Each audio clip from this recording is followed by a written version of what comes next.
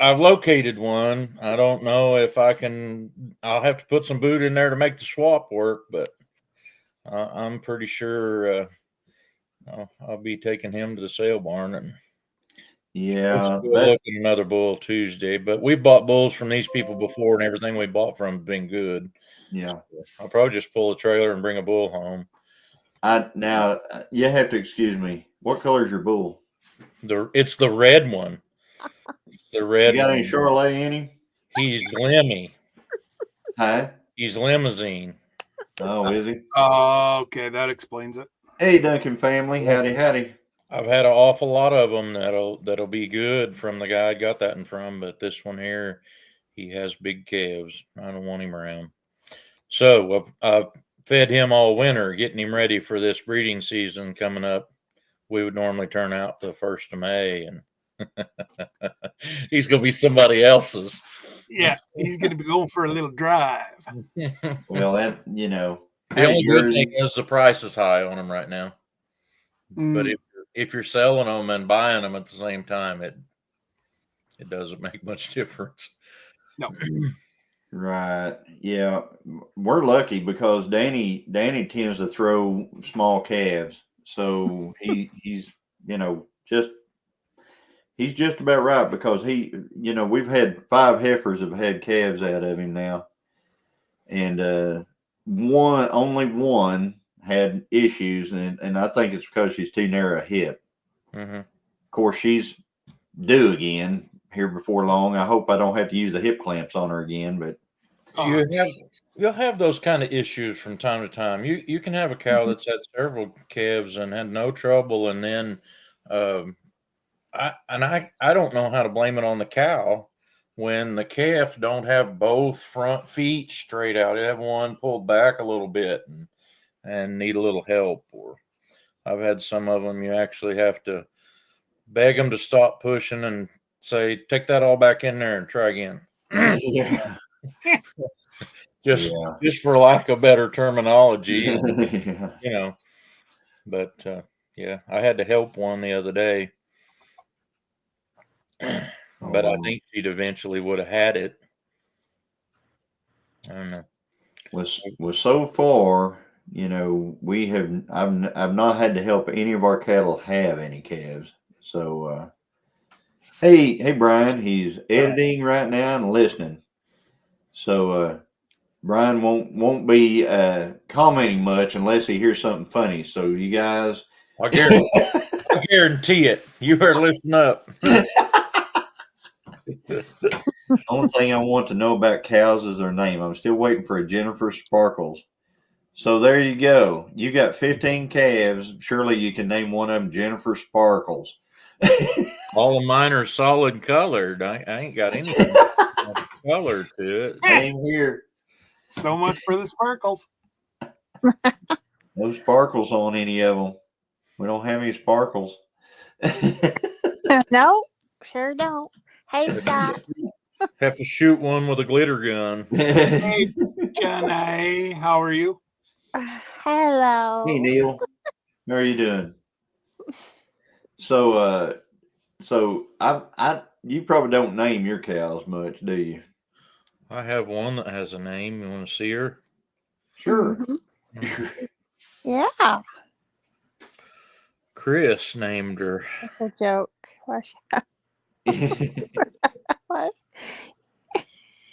There's always hair clips and necklaces you can put hair clips, Mm-hmm. hair clips and necklaces. Oh yeah. Yeah, we're not going to do that. Okay.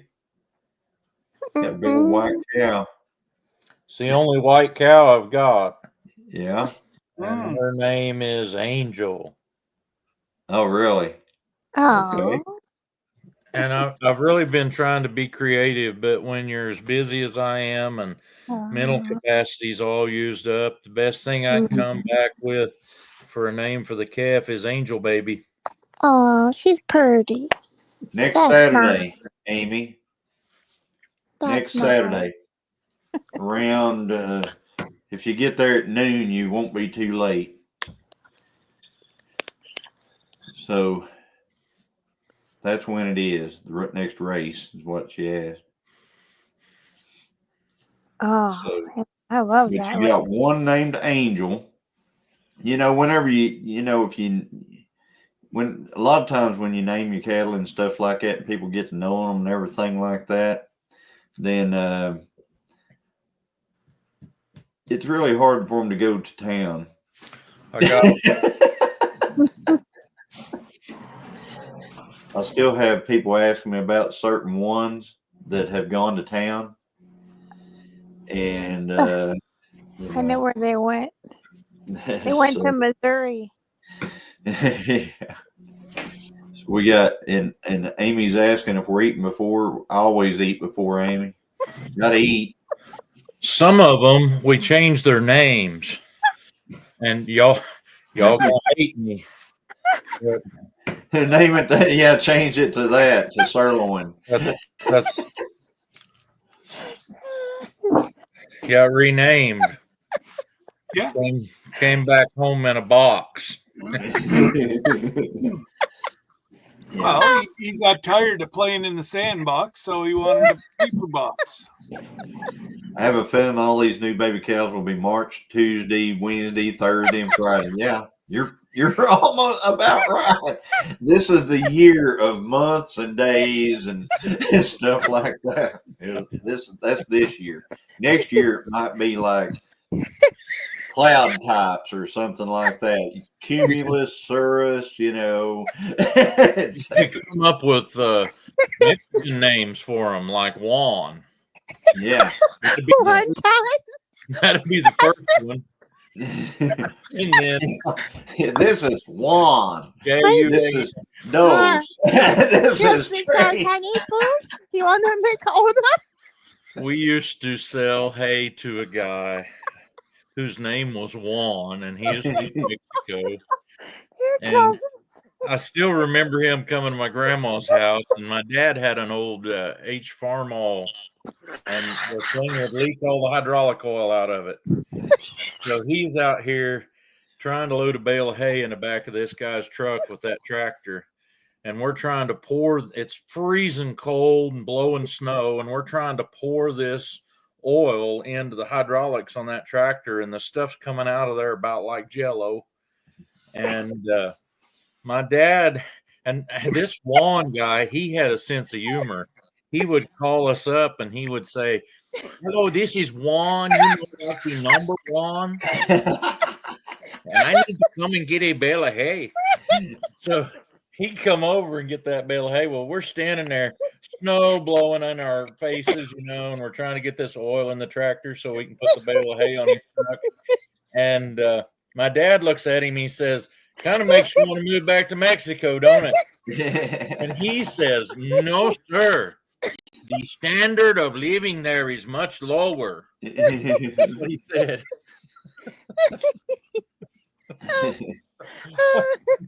I think my dad kind of thought, it's worse than this. Yeah, and yeah, and also on pigs, you can what's that? Wilbur. Wilbur is probably a pretty well used up name for pigs. Oh, Charlotte's Web. Yeah, Yeah. That was a cute movie. yeah. And man, those were good. They were good movies and stuff like that back in the day. But Well, you know, Yeah, that good stuff only- like TCM, like Lassie and Dennis the Menace and the Rascals and the Three Stooges. That's good stuff. we drove by on the way home the Arby's where we run into that guy. If you was listening in one of the lives I was in last week, I told a story about going down to Paul's Valley and buying a tractor, and on our way home we got hungry, so we got to Tulsa and stopped at Arby's, went in there, went to the restroom, and Anita and I was standing there going to order, and this little colored young man behind the counter was just about the right height to remind you of somebody off the Little Rascals. Oh. And whenever we stepped up the counter, he said, "Hello, welcome to Arby's. Can I take your order, please?" Almost. I'm like, I've never been waited on by this week. So, yeah. So you're sitting there thinking about the little rascals, and I guess I want something. I don't know yet. Hang on. Turn around. Can't help but laugh. oh man. Yeah, Jesse, we want to get something from Whataburger. Anybody want anything? You gonna get us something? Headed to Waterburger. Oh, okay. Oh, Paul has to say that because he says it really good. Waterburger. Yeah, but water. Whataburger. But anyway, so today, you guess where I ate today? Where? Subway. Huh? Subway. No. I didn't eat at Subway. Barbecue. You'll probably never catch me at Subway. I mean, Subway would have to be the only place to eat. You Yeah, can right. get Subway because they have plenty of parking. Well, not in Tahlequah they don't. Subway has like no parking, and you know why? Because people park in the parking lot and run across the street to Brahms. Yeah, because Brahms has no parking. Well, do you all have a Little Caesars pizza? No. Pizza. We've had one of those in Miami for several years, and the word was the manager came in. What day was that, honey? I don't know. Thursday, Wednesday, Thursday. Told everybody to go home. They were closing, and they closed up. I don't know whether it was a chain thing or what, but they had a whale of a business. I think they were the cheapest place to buy pizza in town. Wow. Where'd you eat? Everybody's ordering Jesse, Jesse's, they're giving Jesse their order all through here. But no, I went to Jesse and Lisa's barbecue today. Oh. And guess what they had? They had ribs today. And guess what? It was Saturday and the parking lot was not completely full. As a matter of fact, I had a room all to myself. You poor. Take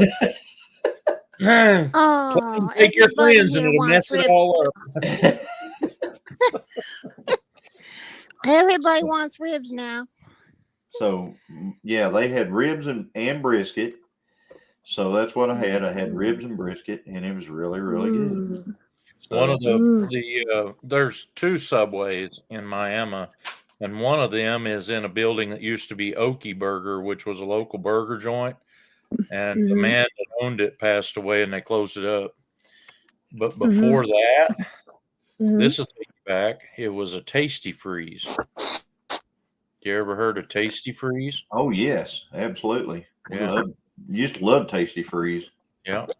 Same building. I bet that building's been there 50 years or more, but it's a Subway now. They practically ruined it. Except it's got good parking, so that's where we go to eat our Knott's grocery sandwiches. Yeah. Wanda wants a strawberry shake, Jesse. And Chris wants a bacon cheeseburger with a large fry and a large sweet tea, Jesse and Lisa. I would get it for y'all if I could. See them guys. Jesse's talking about the Little Caesars. Somebody else had mentioned. Yeah, Jennifer. There was a chain here that Little Caesars bought out. I can't remember what it was. And a lot of their stores were changed to Little Caesars, but. Hey, Tamara. Hey, there's Mike at the Rusty Garage and Homestead. He found us. He found us. Uh-oh. Let me drop your link, Mike. For anybody who else. Rusty Garage. He's over at Chelsea. He's a Okie. Yeah. Yeah, I've seen him. He's come into several of the lives and stuff like that, and he's made comments on some of my videos and stuff like that. He does a bunch of stuff on his channel I never have got into, and that's testing products and stuff like that. He'll test chainsaws. Him and Okie Woodsman got together and tested some of them Kevlar chaps. And he took the saw apart the other day that they had chewed the chaps up with. And it looked like he never was going to get all that fiber out of that chainsaw chain. Yeah. The crap kept coming out of there. Yeah. I know.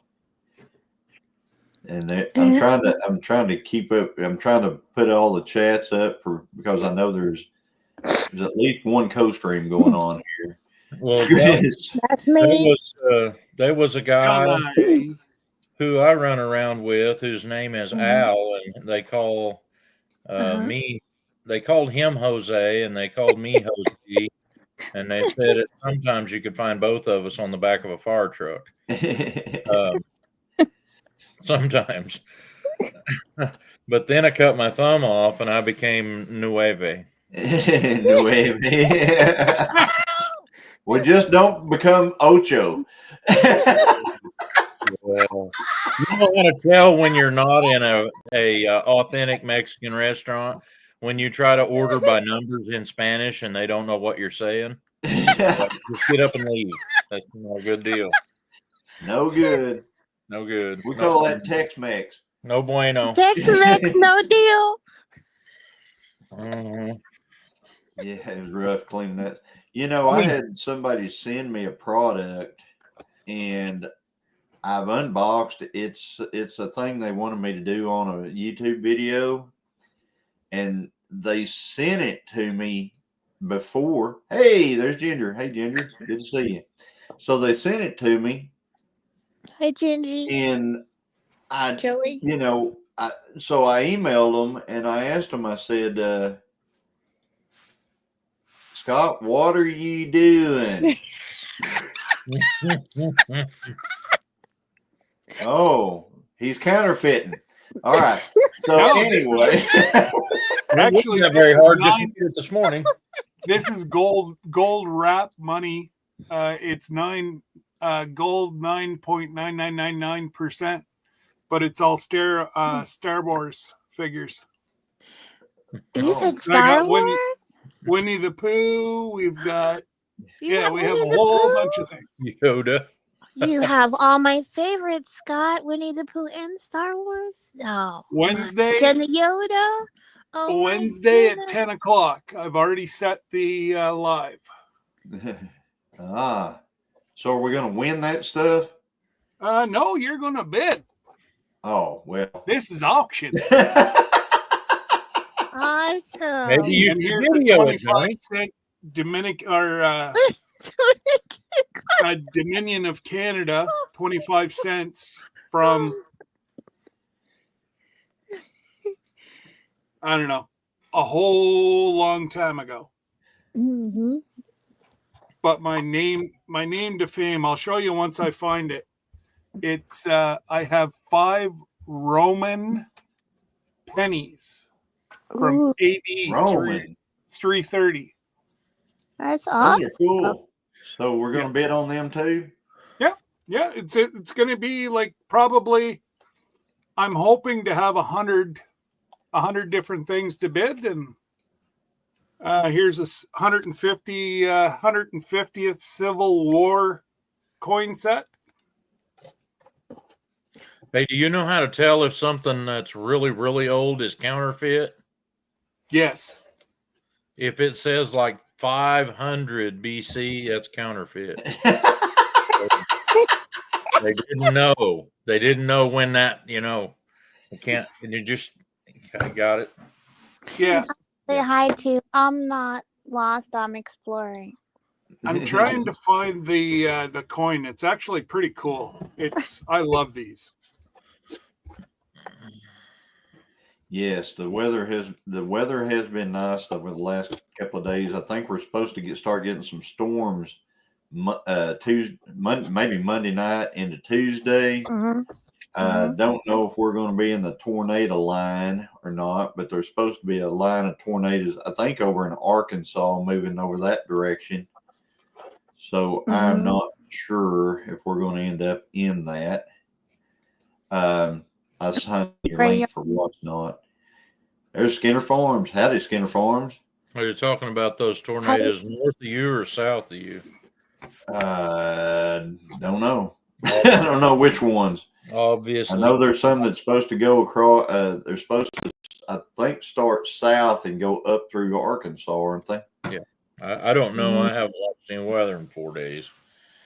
That's Why are you talking about? 3 times in 4 days. Those are all Hang graded. on. Let me bigify you there. All right. All right. Now show us. So this is the Oh. grade era. It's actually graded Roman Empire 330 AD. It's a penny. Oh. Looks kind of that's a little better. Don't Yeah. do it. Can you rip it out of that package and kind of shine it up a little bit? No. I mean, if you put it on a buffer wheel, it'll help. Yeah. I thought you were supposed to keep that stuff in like new condition. That's why it's in a wrap. Yeah, Jonesy would love that. kind of buff it out there. That'll help a bunch. My mom's into collecting change up, and she's got some Confederate dollars and stuff like that. So I was always looking through my change. I'd like to keep the wheat pennies and Indian head nickels you'd find, stuff like that. Mm-hmm. Well, I came across a penny in my pocket change one day that only has one side, and I kept it. And I didn't have any idea them things could be worth some money. Boy, they are. Those It's ridiculous. Can be worth. Like here's a Canadian silver dollar, 999 real silver, and it's one of the last ones with the queen on it. Did you say 9999, Scott? Yeah, That- pure So silver. what year is that? Well, This one is I have a question. Isn't pure silver 92.5? 2013. 2013. So Scott, they what's made it pure silver? almost Scott, do you pure know? silver in 2013. So what's Are we bidding 9.25? now? Yo, I thought 9.25 is silver. no. This is 9.999% pure silver. You can't get any purer silver than Oh, what I that get it. I get it because also 0.9999, that's gold. So you're saying it's 99% pure silver. Oh, I have some of that too. That's just the percentage number. But 92.5, I'll tell you where you come up with that. 92.5 was KSYN radio station in Joplin, Missouri when I was growing up. Oh no, it's not in the same city as Uranus, Missouri. So And there's a gram of gold right there. Mm-hmm. You got your doors locked? Yeah, do you know I love that? Gertrude's right behind me. Well, I got a ground gold right there. You know, there's a lot of different kinds of door locks. Huh? Yeah. Gertrude, she's wonderful. She takes care of everything. Well, that's the only thing that stops a good guy. Hi, Rebecca. With a bad Thank guy you for with coming in. pew pew. Even He's a good guy. John Wayne knew not to say certain things when somebody had a shotgun poked in his belly, right? Ooh, said a pew, cordless hole puncher. Yeah, a cordless hole punch. Yeah. That's what that is. Mm-hmm. Everybody's telling Rebecca good night. Silver and gold, says Tamara. Yeah. 9.25 silver, says Janae. And then, hey, Mr. Mudd, that's Teresa J's other half. I'm not going to say better half because I don't know if any of us are, So, but then we got, hey, Patsy. There's Patsy Guthrie. Hey, y'all. Good to see you. That Thanks for covers all coming y'all. in. And there you go. Here's This What's is the favorite perfume? Oh, Tiffany. gold flakes. There's a gram of gold flakes there. Oh wow! Yeah. Are you gonna be bidding on this stuff, Joey? Is that what you're saying? Bidding now, Yeah, that's says what Chris. Joey's already starting the auction. Yeah, he's already started, huh? But I've got like Indonesian money. I've got No. a $2, but it's a special $2. It's because of the serial numbers. It's a gold or a red seal, $2 bill. Yeah. And this is what I'm giving away for people that sign up between now and the end of the cruise. Mm-hmm. Is What about us people that already signed up? Do we get you've nothing? already got $1,000 worth of stuff that we auctioned off. You How guys, about Like what? How about What's we my just enter their $1,000 worth of names in stuff? there? Yeah, enter their names. I even The had to buy money? Cruise in Alaska shirts. the money, the luggage. What luggage? So this is called a gold back, and there's actually You real gonna buy our gold, luggage? real gold in the middle.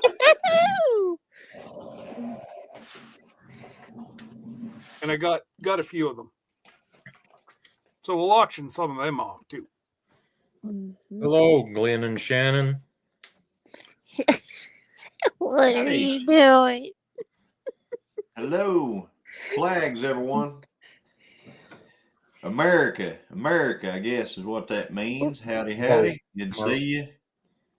Yeah, welcome. And then we got Linda Peterson's here. Hey, Linda, good to see you. Thanks for coming. So we got 52 in the chat. Thanks for stopping by. If you don't mind, throw a little thumbs up, no matter where you're at. Little odd 5 ounce. No. Yeah, 5 ounce 0.999 pure copper. I hit it twice. Does that count, Johnny? yeah, that counts. You got to go 3 times. Here's another one that Jesse's gonna like, because he likes the queen. Oh, And it's got a polar bear on one side and the queen on the other side. Ooh, Ooh, oh. You know, I mean, if goodness gracious. I've got some stuff. Whenever I was a little kid, my grandparents and stuff, they actually, you know, gave me some money, old money. So I've got like the Walking Liberty stuff. I've got some of that. Hey, Diet Coke, really? You had to write it on there? No, they did that where I bought it at. Oh, that was nice It is of them. the orange, juiciest looking Diet Coke. Yeah, it kind of is. It's kind of like eating at Subway in your truck, your bologna sandwich, or You can get one of those lot sandwiches. That was a good sandwich. Telling you. Yummy. Haven't done that in a while. The guy that's been helping me cut trees went to work at the scrapyard Thursday and Friday and Saturday. So so you don't get to go to Subway and eat a sandwich. Well, we've been too busy I think he was only here one day this past week, and the week before that it snowed all week and we didn't work. So yeah. I'll tell you what, I have some logs here. We had a big wind. I'm not going to call it a tornado, but it took down, I don't know, it probably took down 30 or 40 trees going up a holler here on our property. And the trees that it took down were these gigantic pine trees that were, you know, big diameter pine. So I called a guy that's got a sawmill, and him and his hand come out, and they cut them to lengths, and then I skidded them with the dozer up out of the holler, and got them all piled up. I even used the dozer to stack them, so I got them stacked and stuff up there.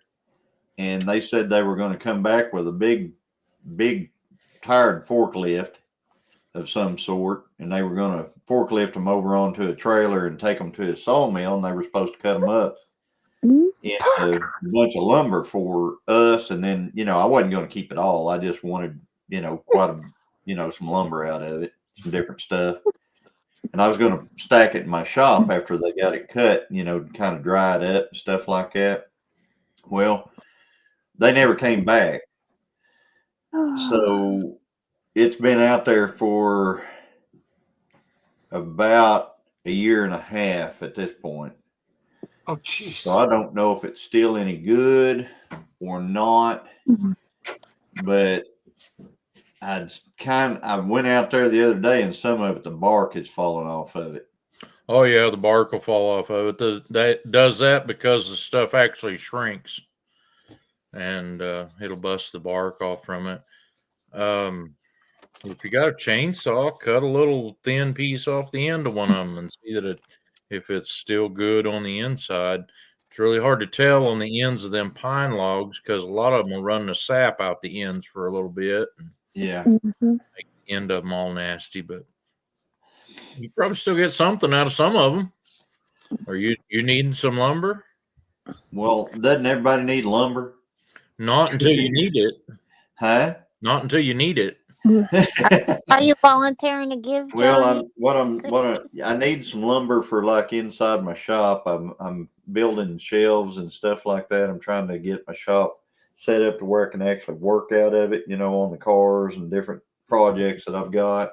And so yeah, it'd be handier to be able to just have some stuff to use instead of having to run running to Lowe's, especially at the cost of lumber nowadays. So I don't know if I could. I need to talk to somebody with a sawmill that maybe I could throw them on a trailer. I could probably use my dozer to put them on a trailer. They're too heavy for my tractor. Yeah. But I could probably get them on a trailer with my dozer because it'll lift a lot, and then I can push them up. I can put the end up on there, and then I can push them on there with the deal and see if I can get them cut into some kind of lumber. I know a guy you should talk to. That is so true. Johnny always needs lumber. It's not 30 years old that looks like my ass. Oh my goodness, Jesse. Do you have a lumber? Yes, mind your business. You have a lumber yard too, Joey. That's right, Joey. Everybody's got an old lumber yard of some sort. I can feel with my fingers how damp it is. Well, oh yeah. Yes, dear. I'm not even going to put that next one up there. That's where Paul says, "What are you doing?" We are solving a says, lot of problems in hey. there. Scott, what do you say? I'm staying right out of it. Yeah. I know, but we need a saying for everybody. I guess I'll just laugh. I'll be laughy. Okay. We gotta think of one for Scott. We gotta think of one. Amy is hold on. Yes, dear. Trey is a smart man's answer. At least before supper. So, but anyway, yeah, I probably need to talk to you about that. I might could, if you ain't got nothing going on at some point in time, maybe we can saw some of it. I don't know. Yeah, if you would time it right. Yeah, bring them up here, and me and you could cut them up. It probably wouldn't take all that long, depending on what you wanted. Yeah, I just want some. You could go home with lumber. That way, you didn't have to make like 4 trips. You're right. Yeah. So, I thought about that. I went by that pile of logs the other day, and I go, "Dang it! It just aggravates me." It's a lot. It's quite a bit. I mean, I think that a person could probably build There's no telling what all they can build out of that. How lumber long these are they? days. Hey, Dana. Hi. You got any idea how long? Mhm. How long they are? Mm-hmm. I think they cut them to where they can make 16 footers out of them. Wow. Yeah, he's got a long big old. He's got cook sawmills is what he's got, and he's got two different ones, and they'll take some long stuff. They automatically they put the. He don't even have to put. All he has to do is get the wood up by it, and then the machine actually lifts it over onto the thing and flips it. It does all the stuff that people usually have to do, by hand. It does it all. It's pretty neat. He's got one hand that has helped him. The problem is he's a horse dentist. So he's busy. Yes, he's traveling all over the country pulling horses' teeth, and he's liable to be in like Canada, or Wisconsin or somewhere just pulling horse teeth, and he'll go all over the country. I mean, he's in his hand, he gives him projects and stuff to do, but whenever they're going to do big jobs, he's got to be there, and he's never there, I guess you'd say. So if they've left him a year, there's a good chance they ain't coming back. Yeah. Yeah, it's he actually reached out to me about 6 months ago or something like that, and he said, "Hey man, I hadn't forgot about you," because I was actually talking to him about cutting a bunch of big white oaks that I've got over here, because I've got a bunch of big white oak trees that are like toward our neighbors over here, and I really don't want them over there. I'm actually wanting to clear all that out and make pasture out of it, and they're too big to push down with my dozer. They need to be cut. Well, so you should really, really be careful about that, because right now white oaks are worth more than walnuts if they're good. Really? Yeah. Oh, wow. Are you serious? Wow. I'm serious. I've sold a couple of white oak logs here in the last year that we cut off of people's places. That would be just a 9-foot stick. That would be 25, 28, 30 inches on the little end. Yeah. That brought $500. Are you kidding me? No. I put some pictures up on Facebook of a few of them because I had some of them that we had to haul here for the buyer to buy. But those buyers buy that stuff from a logger on site a lot of the time, and then they got somebody they'll send out there to pick it up. So if you could find a reputable logger to do it, and I've got a couple friends, but I don't know if they travel that far to do that or not. Well, I've got some great big, like I said, I've got some great big white oaks, and they're in the middle of they're in the middle of our woods. We've actually got our 90 acres is probably, I would say, 40% is solid white oak of our property, and so we've got a lot of big white oak, and that's and we actually bought another 10 that attaches to our land here. It was an 80, and we bought a 10 because it had such big white oak on it.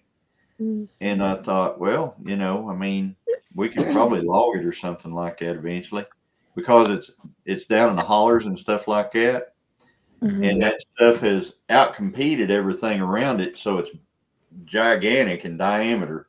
Yeah. And that right there is one of the biggest markets for white oak logs.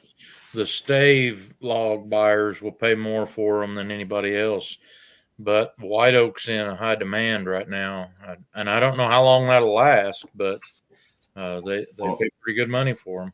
Well, I need somebody to help me with that then, because we would sure be we would sure like to send them down the road. Let me talk to a friend of mine, and maybe me and him can run down there and have a look at them for you. He's pretty good at that and can tell what they could be worth. Yeah, I saw them building a down here below our house. We don't own down below our house, off this side over here. Our land just ends about. We put our house way down here on the south end of it, but there's a hollow right there that goes down, and that's all gigantic white oak. And I saw they built a road in there the other day from down there off another paved road back there, and I figured they're probably getting ready to log it out.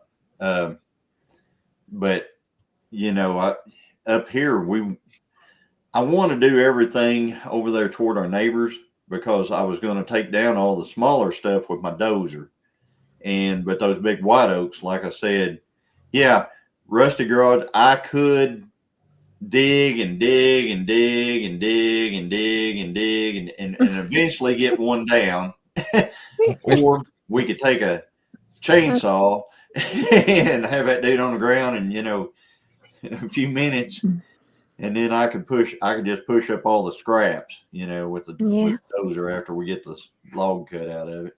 Tony's really good at heavy equipment. Hey, Tony. Paul. Yeah, I'm okay. Not like those other guys right up top of me. Hey, I talked about coins a little while ago. Go ahead, Paul. You go. Go ahead. I failed an aptitude test once, and it told me I should have been a heavy equipment operator. Failed an aptitude. I was talking about coins a little while ago. These here that I have gotten, these were given to me. Hang on, Tony. I'm going to bigify you. Here you go. Aw. These are bicentennial quarters. It's a $quarter, dollar piece, 50-cent piece. Now, they came 3 different ways. They came in all silver.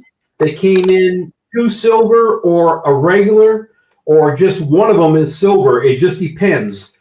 My brother got a packet. Our friend, I guess this would be in 1976. She worked at a bank, and for a gift to us, she gave me and my brother a packet. Well, this has never been opened. This is 100% silver. Wow. And on all 3, not one, all 3. I've always left it here. And then I don't touch this one too much. I need to get this put in a packet. That's 1 troy ounce dollar piece right there, silver. Wow. Yep. Yeah. Now, I just gotta find mine. You can unbigify me. I don't look good.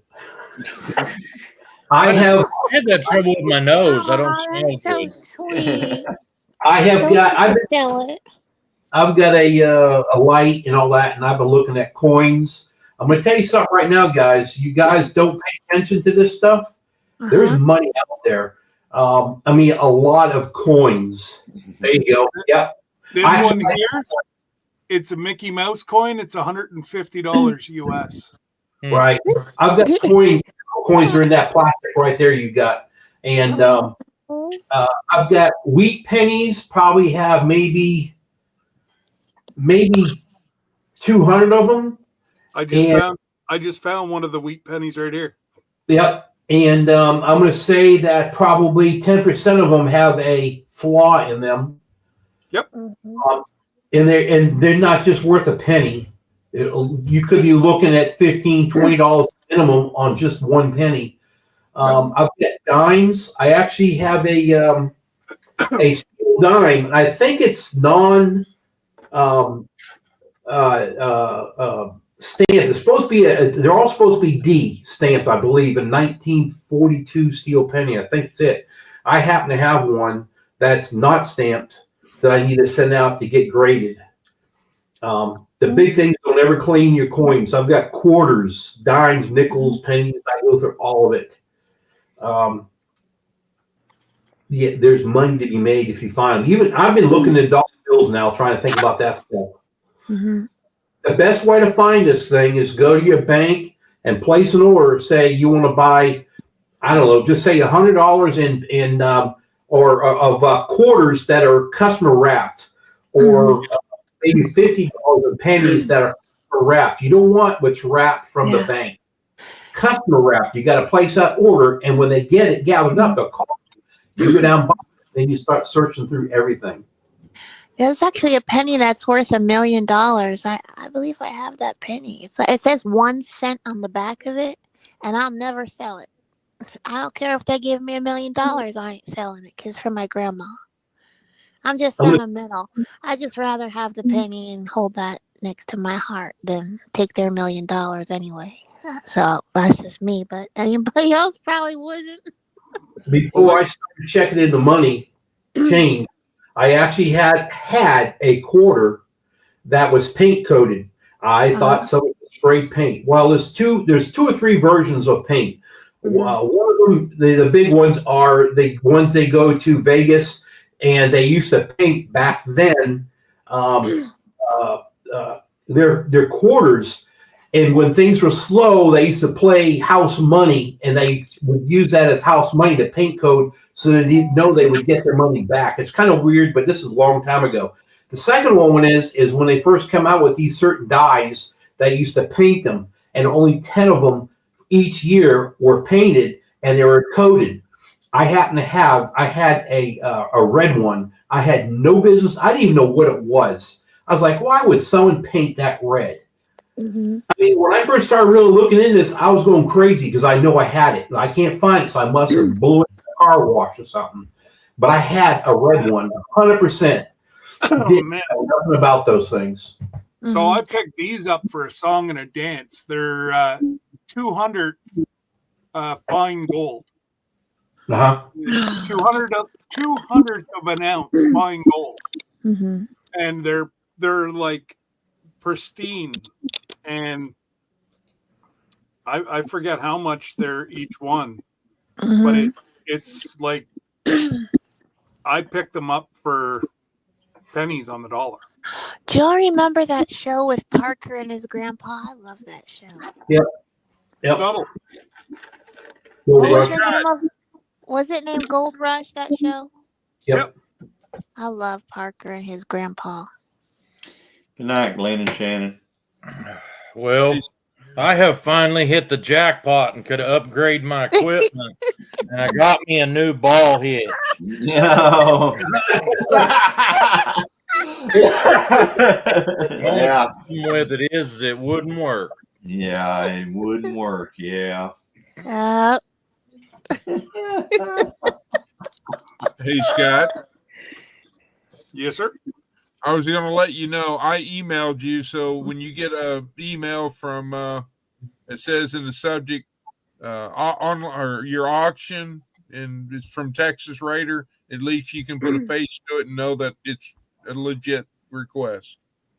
Okay. That's Chris. Yeah, that's North Okie Chris, Texas Raider. No, I know. Yeah, I know. It's probably not legitimate, but it came from Chris. I was going to say, Chris sent it. Yeah, maybe. Don't make me sick angel on you. Angel. Yeah, well, with friends like me, you don't need enemies. Yeah. At least somebody checked on you to make sure you were okay. So the truth is, you didn't get the gist of it when I told you what I was doing. Obviously, I'm not okay. He needs to have his ice cream tonight. I agree, James. I've had several of those red quarters. I think I've had some of those too. And that's and they are, and the ones that the government, when they make their coins, they're stamped. They you got to look at their where they're made at, and if they're red, they give you a color thing to look at, and you can determine what they are from. But yeah, the house quarters were those, but I know what I had. I remember the stamping thing on it. And man, I love jukeboxes. I think it would be cool to have one of those jukeboxes. Yeah, I've had, I don't know how many of those red quarters I've ended up with. Yep. Over the years, and generally, whenever I end up with a red quarter, it comes out of like a change machine at a car wash. Yep. is where I've ended up with them from. Mm-hmm. And So, Johnny, I don't know if Chris- you can see it, but that's get over here. That's what I ordered. Sweet. Oh, beautiful. Isn't that nice? That Look is at that. nice. So that's what I'm going to be building. One thing, Nice. that's Okay. awesome. I'm not going to say, I mean, But yeah, the whole thing about the decals, Johnny, is that like on some of the pictures that I've received recently, thanks, Mr. Lunar Mountain Homestead, for that video, is that I just didn't want to spend time going through all your videos and trying to. oh, yeah, I see what you're saying. I was just like, boom, boom, boom, boom, boom. And see, what I was doing is I was going, yeah, he'll spend a lot of time going through my videos. Yeah. Yeah. Hey, in case you wasn't in here earlier, Johnny told us like a 20-minute story about how to get a piece that belonged to something that you bought from the guy that bought the lot before yours and never did tell us what it was he bought. Never did. No, Well, we you had a gotta 20-minute go watch- conversation about it. Yeah, you got to go watch the video, right, Scott? Video. Yep. All right. It'll happen Hey, at on least he Friday. You can told watch you- the vid. If you he don't watch the told us video, who- you'll never who have he a clue talked on to. what I was even talking about. The only great part about that, Johnny, is that I'm getting older and I can't remember. Well, I'll watch the whole video and I'll have to call you. What was we talking about in that video? I know there was something. You can rewatch the live and figure it out. Oh, great. Yeah, good idea. I'm going to tell Christine on you. Christine, come. Chris, Sir. if you want to get signed up with the auction house or whatever, go to last night's live, Okay. and it's in my description. You can Yes, watch sir. it. Sign up, you get $15 free. Hey, Scott. No strings attached. Are we able to preview all that stuff and check them out, or no? Can we Well, buff them? I can probably let you see what I'm doing right now. No, I mean, are you going to list them, review them, so we can? once I go live, there Mhm. will be a picture of Mhm. each individual, like gold, silver, what it was, how much. But only when you're doing your live, though, right? Not prior. Once I upload it, then you can see. Like you can go in the night before and see. Okay, all right, that's what I'm talking about. So we can see what's there and all that. Okay. Is it titled Saturday Morning Road Trip, Scott? Or are you talking about the other one? No, Friday night. Mhm. Friday night. What did I name it last night? Should have a Let's see. thumbnail of me. Moderator can grab that. Somebody, let me look. Yeah, or Jesse should have it. I'm trying to. Actually, here, I think I can go and I think I'm a mod here, so I'll just drop it. Oh, wait a minute. I got to fix that. Your mod here?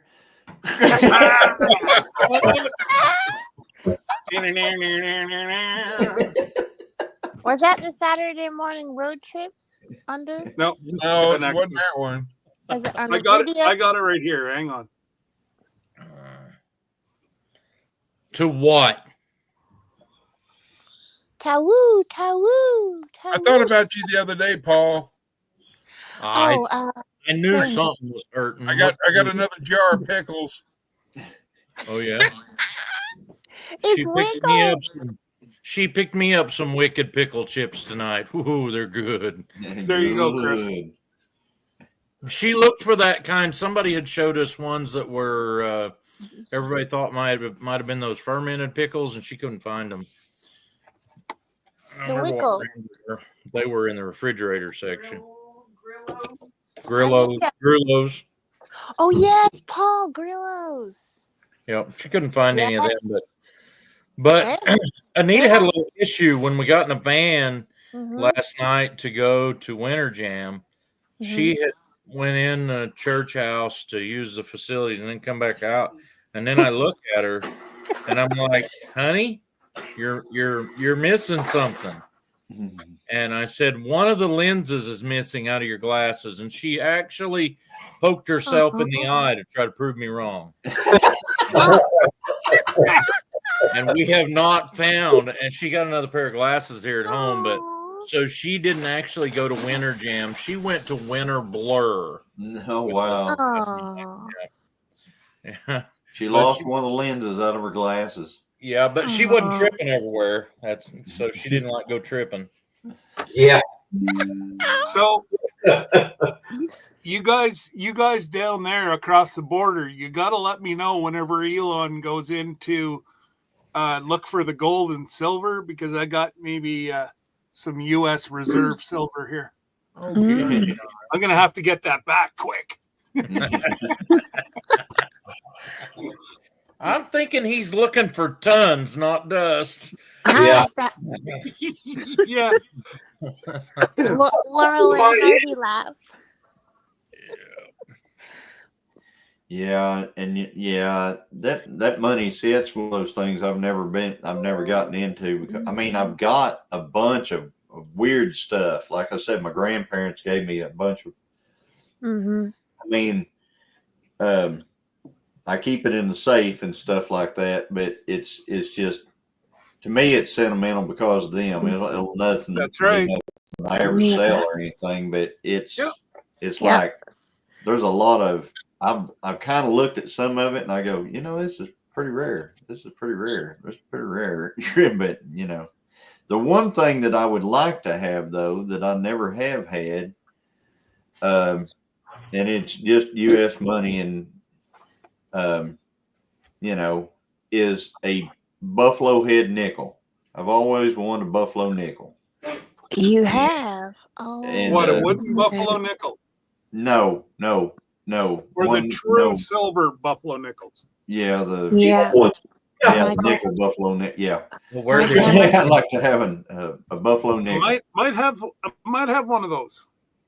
he said authentic.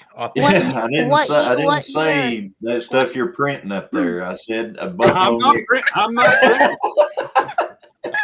Don't rub that very hard. I just made that this morning. Don't rub that very hard. That's what I said to the one lad that I bought 3 ounces of silver from today. I went, now I said, these 50s are crisp right off the press, so just leave them sit for a day or two. And he was of Asian descent, and he kind of looked at me like, are you joking? Well, I don't actually tell them a fib when I say it. I'll pay for something with a nice looking $20 bill or whatever. I'll say, absolutely. Don't rub it very hard. I just made that this morning, and they can take it however they want to. I wasn't telling a lie. Janae's into these, the gold wrap, like Winnie the Pooh, and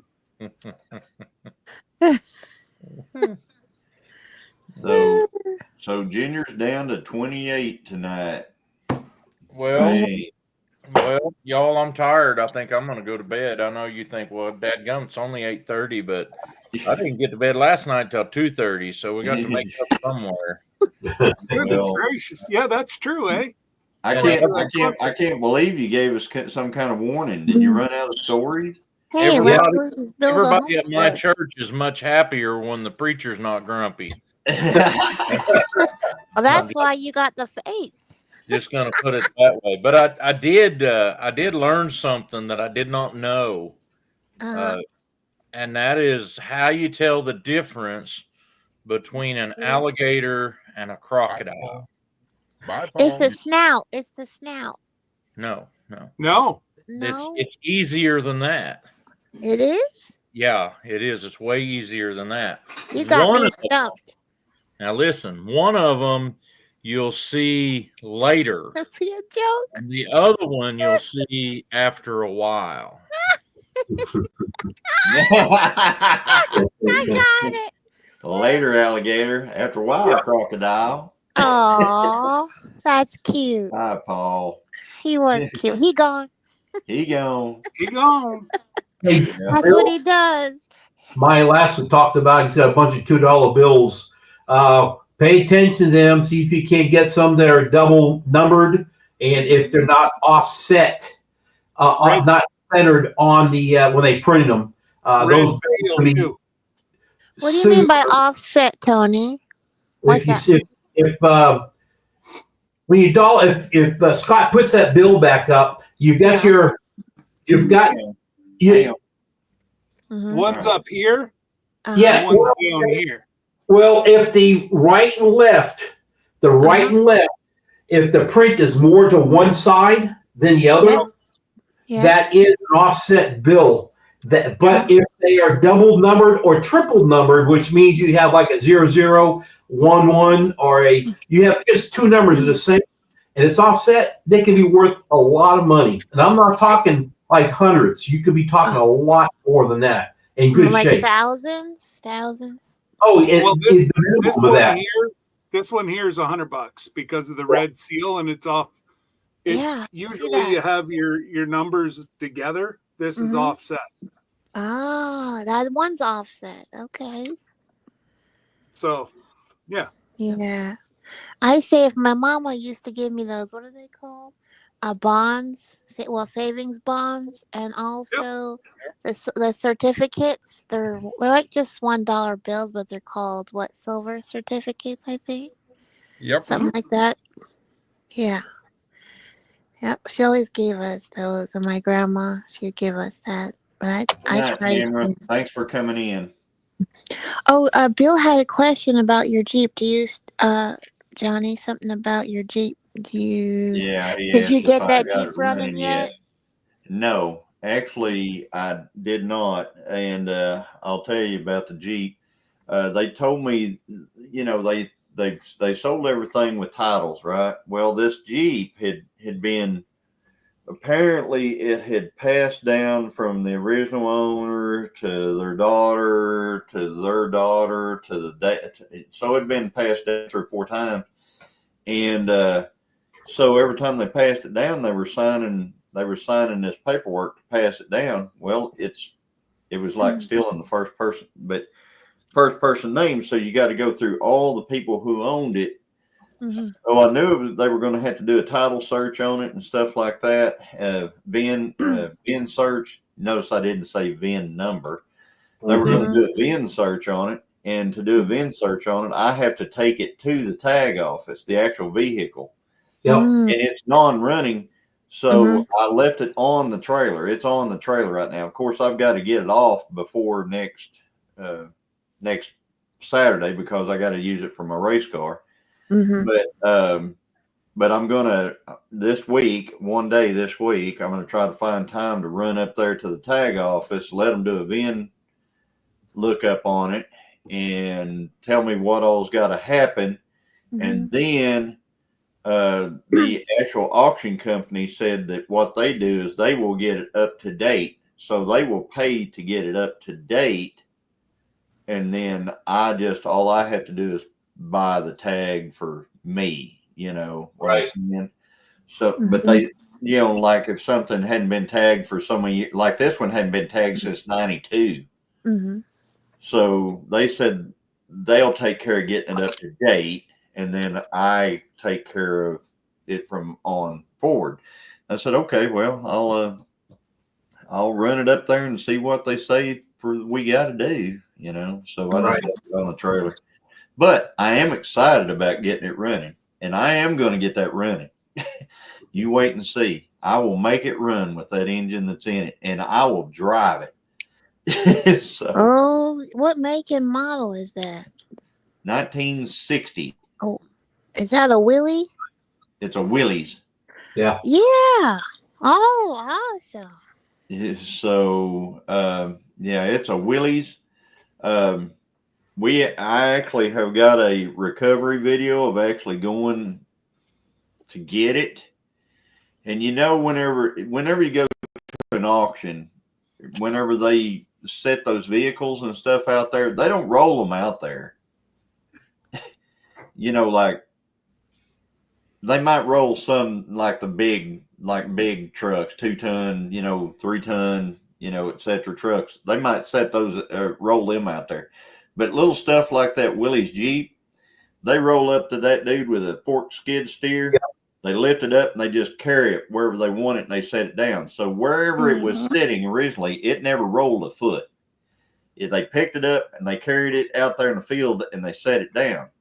So when you buy something like that, you have no idea if the brakes are locked completely up on it, because, you know, you would think, well, if the brakes were locked up, it had skid marks all the way to where it's at. No, they don't. They don't ever roll that stuff. They lift it, take it, set it down. Yeah. So we recovered it, and they actually came out there with a big tractor with forks, and he was going to load it on the trailer for me. And I said, no. I said, we're doing a recovery video on this. And I said, I don't want any help. I said, we're going to get it on the trailer our way. And so the guy just sat back on the tractor, you know, and just watched us to get this thing, because those tires had to have been on there before 92. I mean, those tires, I bet those tires were probably put on there in the 80s or something, you know. Wow. And so you can imagine what kind of shape they were in and everything else. And so it was, but anyway, yeah. Gotta watch the video. Yeah, I think it's going to be an interesting recovery to get it, you know, here. And this little Willie's Jeep, I'll tell you what, if you're much bigger than me, you don't want to get in one of them to drive it. Yeah. I got in that thing. It's got a top on it. You know, it's got a complete top and doors and everything on it.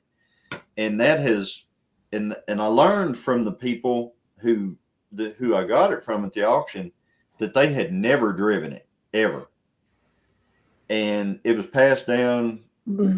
I think the lady's dad was the last person who ever drove it, and he took it to Colorado and used it whenever he was mule deer and elk hunting. He would take it up there with him whenever he went up there to hunt. And so I'm like, well, so it hadn't run. He said, well, whenever that tag is, that's probably the last time it ran. And I'm like, oh, that tag says 92 on it. So it's going to be one of those videos where, you know, this hasn't run since, you know, blah, blah, blah. I like and a it is blooper. locked up. So I can't turn the motor over. So I got to free it up and then get it running. So, yeah, it's going to be a fun video. I can hardly wait to get started on it. Well, if it's locked up, you sure it's not stuck in gear and the clutch is frozen? No, it's not stuck in gear, because you'll see in the video. You'll see in the recovery, okay? So, anyway, House Dog said if you go racing next weekend, yes, that's great. Yes, I'm going racing next weekend. Next Saturday. Yeah, we're going, and we got a sitter. We either their car will make it here, or we have to pick them up. But we'll be there. Are you going to go have lunch at that restaurant, that barbecue place? I usually do. Yeah. What time do you think they'll be up there? Lunch or? I imagine I'll be there about 11. Okay. At the JL's? No, this is a Wild Horse Barbecue down by the drag strip. Right. So down just So is south this your of Dallas, all down there. Is that your grudge match next weekend then? I'm assuming if the guy shows up and wants to race, we'll race. Remind me, we got to bring some cows. See, he's you know, it's his deal. He wants to race, and if he wants to race, you know, I'm just gonna tell him, sure, I'll race you. I'll tell you what, it's $150 for us to enter this race this weekend. I'll tell you what, if I win, I'll pay your entry. If you win, you pay mine. You know, That's a fair deal. I think that's fair. I'll throw a couple $100 myself. Yeah. But anyway, we hope we can get down it. I was on struggle bus last time I was there. So I'm hoping it's going to be a better track this time. Usually the track will come around depending on the day, Mm-hmm. and if the track comes around, we'll be all right. Holy moly. 200 miles away. How many? It's a 2-hour drive for me. 2 hours for you? Yeah, that's all right. It's an hour and That's not bad. it's probably an hour and 15, 20 minutes for me to get down there. I'd be Wait, 2 hours come back today. to Ark City. Hi. Go ahead. You go. You're talking. Oh, I was going to say I'm waiting for whenever you come back to Ark City because that's an hour away from me at the most. Well, that'll be Bill should be says it's 4 to September. 5 days. Oh, Yes. Bill wants to come too, Johnny. 4 to 4 5. to 5 days. They drive 4 to 5 day drive. Bill. Well, unlike Tony, who has Angie that can take care of Willow and Coda, I have a 17-year-old rescue dog and 199 miles and then 2 hours and then all that. Yeah, I'll have a mess to clean up when I get home if I can do that. Yeah. Can you bring them with you? Oh, she goes with me pretty much everywhere I go. It's just that if I come to meet with them, that's why I was going to go down to what was it, JL's, but I couldn't do it at the time. It's you can't bring your dogs around there. I mean, you might go keep them on chain, but what are you going to do with them after a little bit? You got to put them in your truck and it's too warm. Can they fit in your lap? Can they fit Oh, in your lap? Oh, yeah, I could see Tony and Angie with them dogs in their lap. My dog wouldn't sit in my lap. She would, and plus the noise level would be, and all the people, she would be going nuts. Well, Tony has and Angie have the Huskies, right? Y'all have the 2 Huskies? Yeah. Well, Coda's Husky in Great Pyrenees. He weighs about 100 pounds. Oh, Coda is Great Pyrenees and a Husky mix? Yeah. Oh, that's beautiful, Tony. I love that. Chris, what about yours? What? Mine's a Heinz 57 rescue. Tam. Right. It's a mutt mix. I mean, what do you have a lab or is it? No, yellow? she looks like she's got a red heeler because she's got spots on her paws. Oh, it's pretty. Yeah. But then she looks like a fox as well. She's kind of got that face and scheme and all that. Hi, Dale. Hey, Hi. Dale. How's my other brother, Dale? Good. How about you? I'm in. How? Get back from the lodge meeting. I did. How'd That's that right. go? Just got in the door. You just got in the door. I gotta be there. I said, I'm in. I'm in. Well, what's for dinner, Dale? Fried chicken. Oh, yum. That sounds good, y'all. Howdy, everybody in the chat. I see you all over there. Yeah, everybody's saying howdy to Dale. Just one big family up I here. tell you what, Tony and them's got this big old dog that's pretty much scared of kind of its shadow a little bit, I think, maybe. He's the one that caused this a couple of years ago. He folded my wrist. He decided to go right when I thought he was going left and folded my wrist backwards. Oh, Coda no. did that? Yeah. Oh. Yeah, we thought it was broken. And actually, Angie's going to work, and I gave him a kiss goodbye in the morning, 6 in the morning, and he decided to go right and just flipped it. My wrist broke, but it's not, but I've got problems with it. It flares up. Mm. And yes, he's a whisk dog big time. Mm-hmm. Take a pill bottle, you shake it, and he is gone. Really? Me too. I tell you, Dale, I was going to tell you, I have completely watched your video from beginning to end. Oh. I have not commented yet because I was actually driving down the road watching it. but I saw all the items that you got for $140. Yep. You did a good haul on that stuff, and I really enjoyed the video. The only thing I was wondering about in the video, and I'm going to ask you about it now, is did somebody actually buy the truck and the tractor? Yep.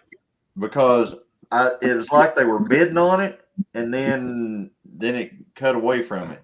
I did that. I edited it away. Yeah. But yeah, they were sold. I just because they said the bidder number and the people were right there, and I don't know. I didn't figure people wanted to hear him go, well, I got the title inside and you give me the cash and you got the But the truck, I thought that was a steal at $6,100 on that truck. Mm-hmm. Did it go for $6,100? $6,100. Can you do that in an auctioneer's voice? Yeah. Do I hear 51? Do I hear 52? Do I hear 52? But And then the tractor, did it go for right around where you cut away from it? Yeah, I put on the screen the dollar amount. Oh, okay. 2,500 is what it brought. That was with a 5-foot finish mower. Woods. And the finish mower to me was probably worth more than the tractor was. Yeah, nice. Sometimes you can end up with the tractor really, really reasonable at an auction. I wasn't trying. Didn't mean. I made a comment on your video about that 4240. That with that front wheel assist, that is an odd duck right there. Like they hardly made any of those. Really? That was not very common. And then Dad and I would love to have that 4055. Yeah, that would be right up his alley. But yeah, and I mean that thing being a train like it was, it had the tractor, it had the rake, it had the baler. He did he did all. See, the fella was still alive. Okay, yeah. So him and his wife still alive, and he baled hay, but he was a one-man show on it. So he went out and would cut it with that big cutter deal he had for somebody, on one day. And then a few days later, he would come back and he would actually rake and bale. Yep. I mean, at the same time. Yep. And that kept him from having to have other folks there with him and stuff like that. He had hundreds of thousands of dollars worth of hay equipment there. I mean, it was nice stuff, and he kept it all inside because he had. I didn't show it on the thing, but you're not going to believe this. He had in the auction, and I didn't show any of this. He had 2.5 gigantic chicken houses, and that's where he kept all that stuff. They weren't in the auction. They were completely in a different field, but he kept all that stuff in those big chicken houses, and they sold all 3 of those chicken houses at the auction. You know how much they brought? How much? $500. But you had to tear them down and move them, right? They had to tear them completely down and move them, and they had to be moved by the 20th day of March. Oh my goodness gracious! No wonder they were so cheap. They said every bit of it had to be gone by the 20th of March. That knocks the crowd down from who would buy it down from here to here. Exactly. And but they sold all of them for $500. But you think about the 10 on those things, and the just. Well, I have a friend from here, and he started a business, and that's what his business is going and tearing down those chicken houses. Yeah. And then he'll sell you whatever size you want, complete. And he has a crew that goes and tears them down. They number everything. They put it all together in semi-loads. And then when he sells it to you, it just gets loaded up all on a truck like a kit. It gets delivered to your place. You unload it, and you just put it together, and you got a barn. Right. And he's bought a lot of them for, like you say, they're pretty much pennies on the dollar, Mm-hmm. and then he sells them for pretty good profit. Awesome. My brother, he came to the auction that day and he said, my goodness, he said, that would have been the deal of the century. I said, the only deal is, Kenny, I said, you're 65 and I'm 60. And, you know, I cannot see us tearing all these down by, you know, in 20 days. Yeah, he's got a crew of like 8 or 10 guys that do it, you know, and they've done it so much they know what to do. Assembly line, they know exactly what to do to take it down. Most of them are red iron, you know, buildings. But I don't even know what these actually look like, because they were, like I said, they were completely in another field, and they had given them, I think the time to look at the buildings was like a week ago on Saturday, a week before on Saturday was whenever they had it where you could come out and look at the buildings, and we didn't go. So, and nobody went over there. I mean, they auctioned them in like right in the middle of the deal. I didn't even film it because I was like, well, we can't see the buildings, so I don't really want to. So I didn't even put it on there. Well, there was a lot more. My battery, of course, bad content creator. My battery went dead right when they were selling all the Freedom sticks. They sold a rolling block. They sold a 1802. I was interested in the 4440. The 4440 was the one I wanted. Yeah. What did that end up going, Johnny? I started watching, but what did it end up going for?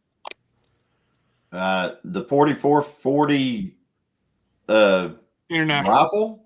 Yeah. I don't know. You're looking for it. I think Ralphie has it from the Christmas story. He said, I didn't have any guns in mine. Kids. Dale did. Oh, okay. I got them mixed up. So this one here is for all the ladies. Okay, hang on.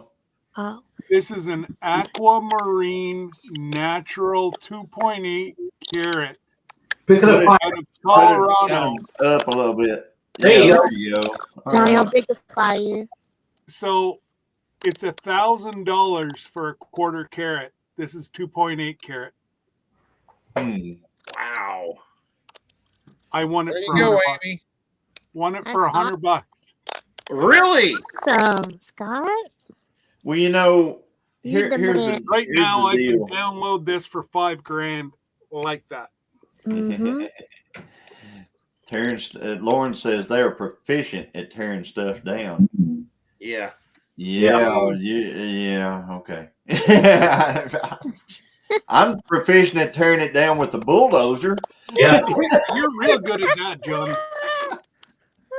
But as far as taking it completely apart, no, I'm not into that.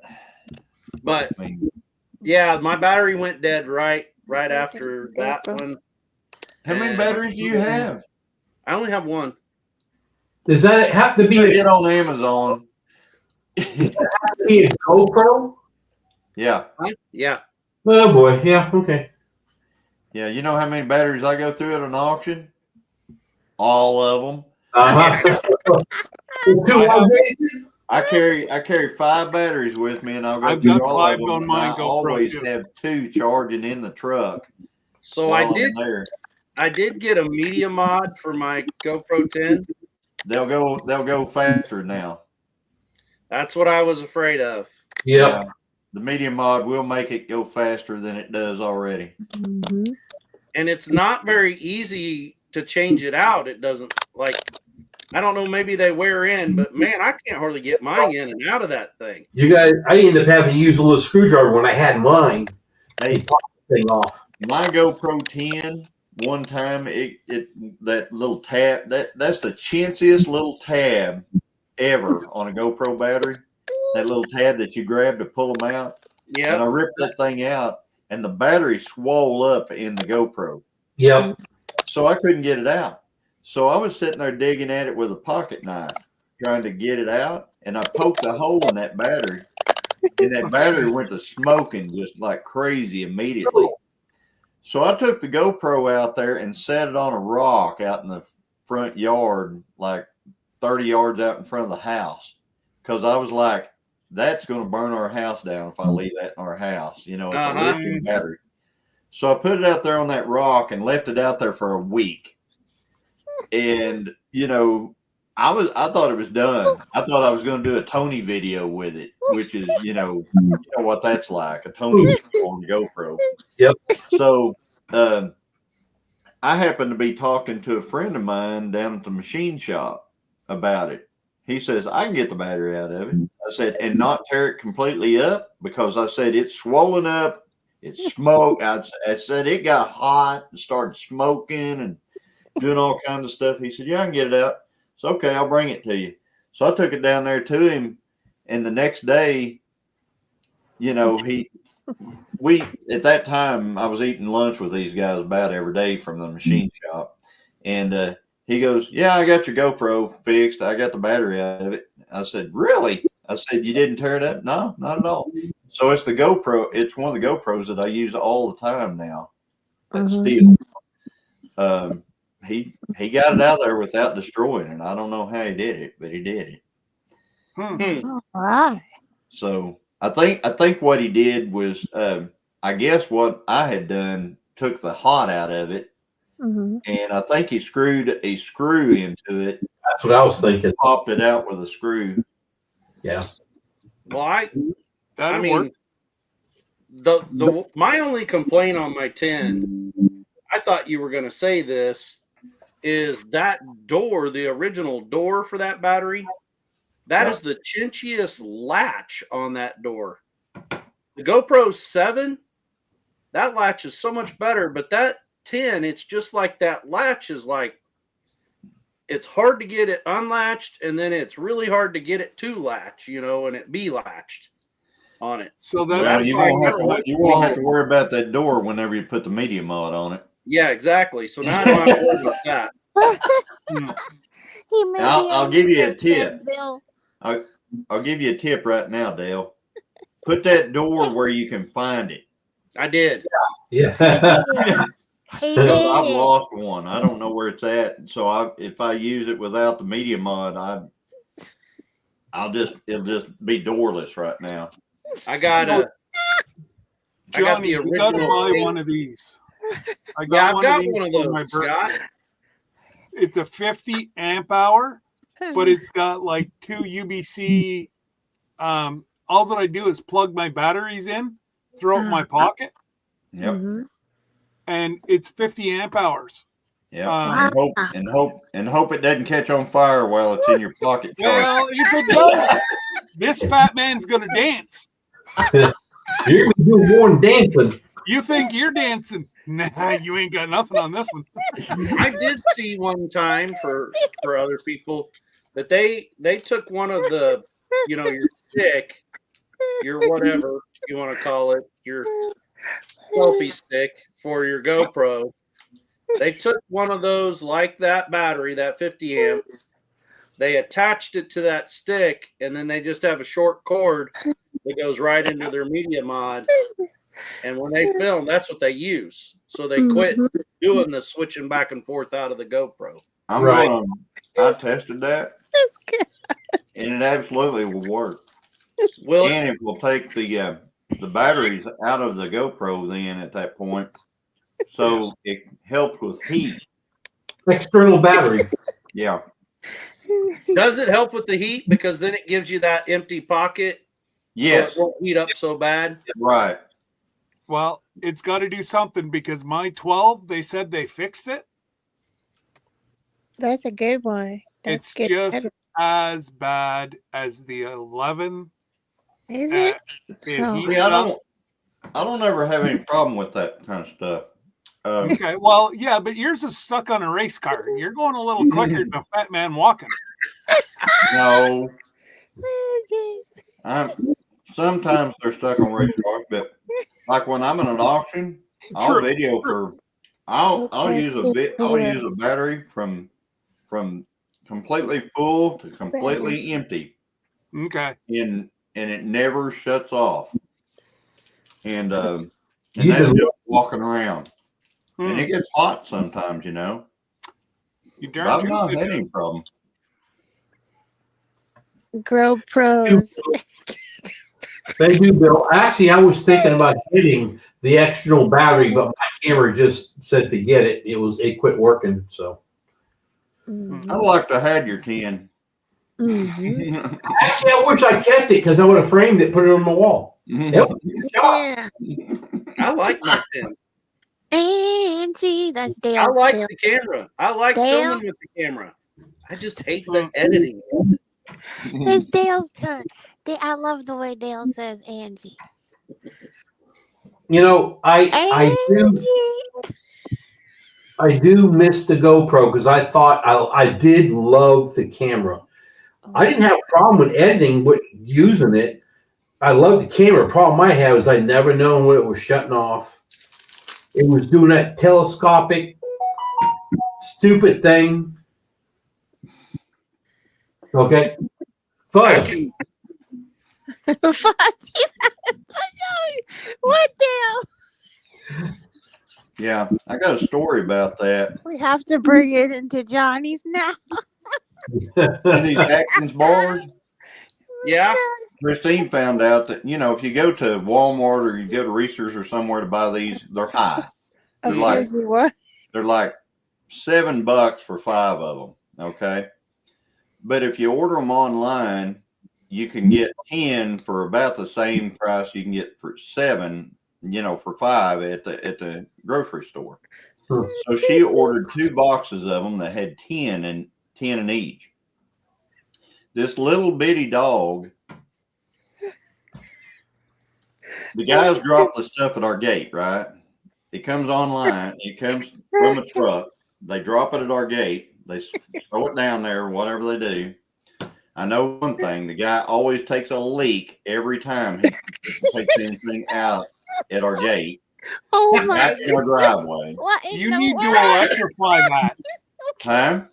You need to electrify that. So, but anyway, Oh my goodness. so they put these boxes out there, right? Well, this little bitty dog comes along and rips into the boxes and eats Oh. 19 of these candy bars. No. And I'm he's still talking a living? dog about this tall. Eats Oh, my. 19 of these Atkins candy bars.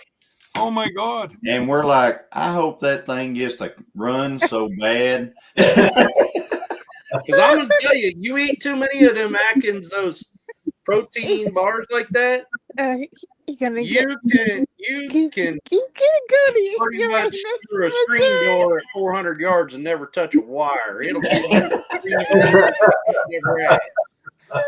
Yep.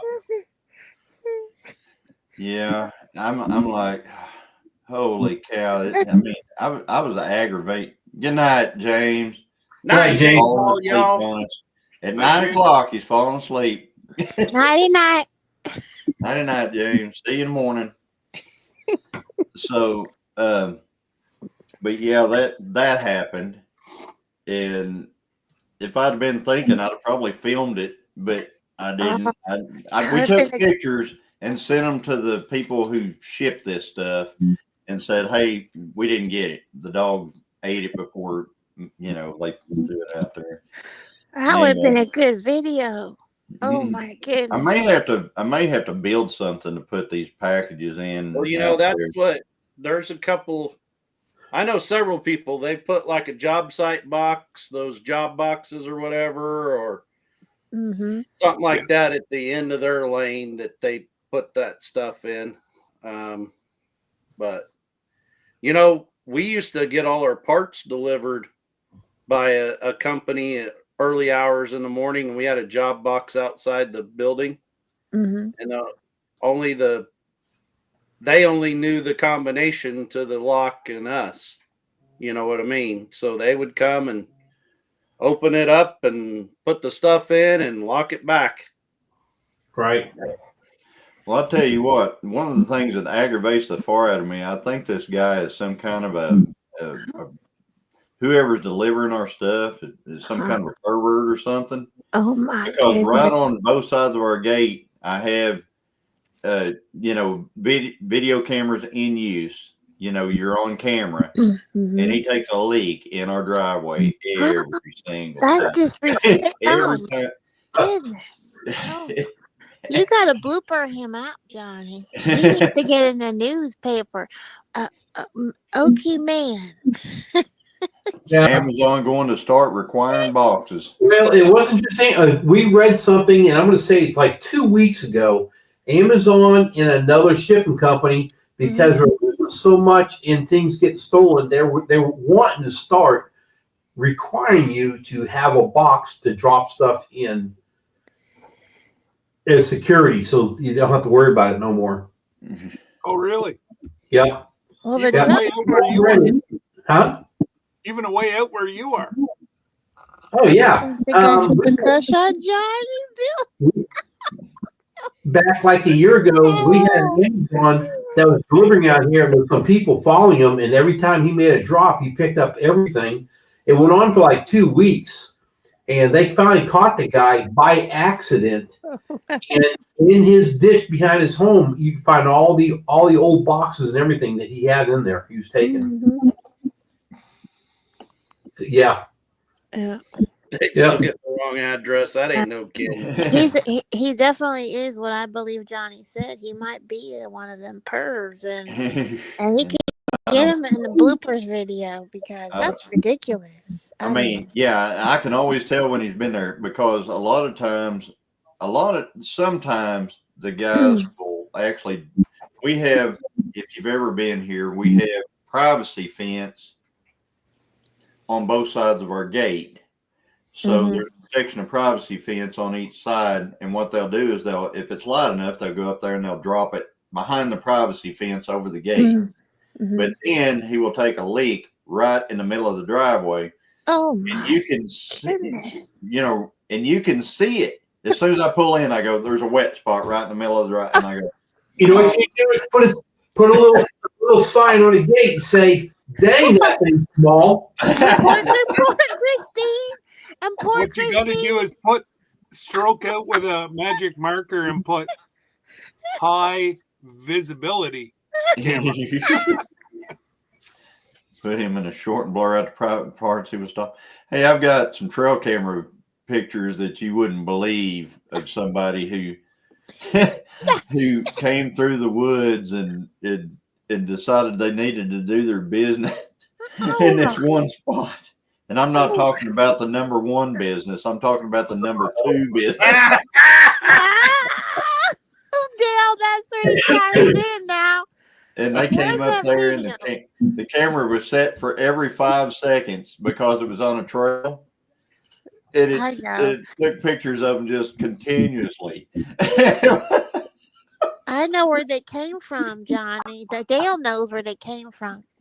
Don't you, Dale? Come from. Let me see. Sounds like come from the woods. No, you know where they came from, Dale. I'm not going to be the one that started. Angie, he's only fertilizing the new pasture. Yeah. He must have had some fudge. I wonder if I can go on my phone and put in. I've got so many pictures. I wonder if I can put in the search tab guy pooping. Yes. Mr. Put a poop Pooper. emoji on there. Because I sure didn't save it in my favorites or nothing. He came from Missouri, Johnny. Put trail cam and see if it comes up with pictures from that. Yeah, I didn't even know you could do that. It was you that was showing me that at JL's that day. Like, I didn't even know you could do that. Yeah, you can search all kinds of different ways.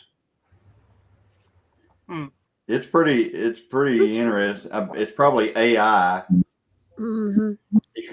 I'm sure of some sort, but Johnny's not pooping in the yard. No, it's not me. But I think those pictures. Let me see if I can find them here. Oh my. But I didn't save a picture that showed. It. You could tell what he was doing. Let's just put it that way.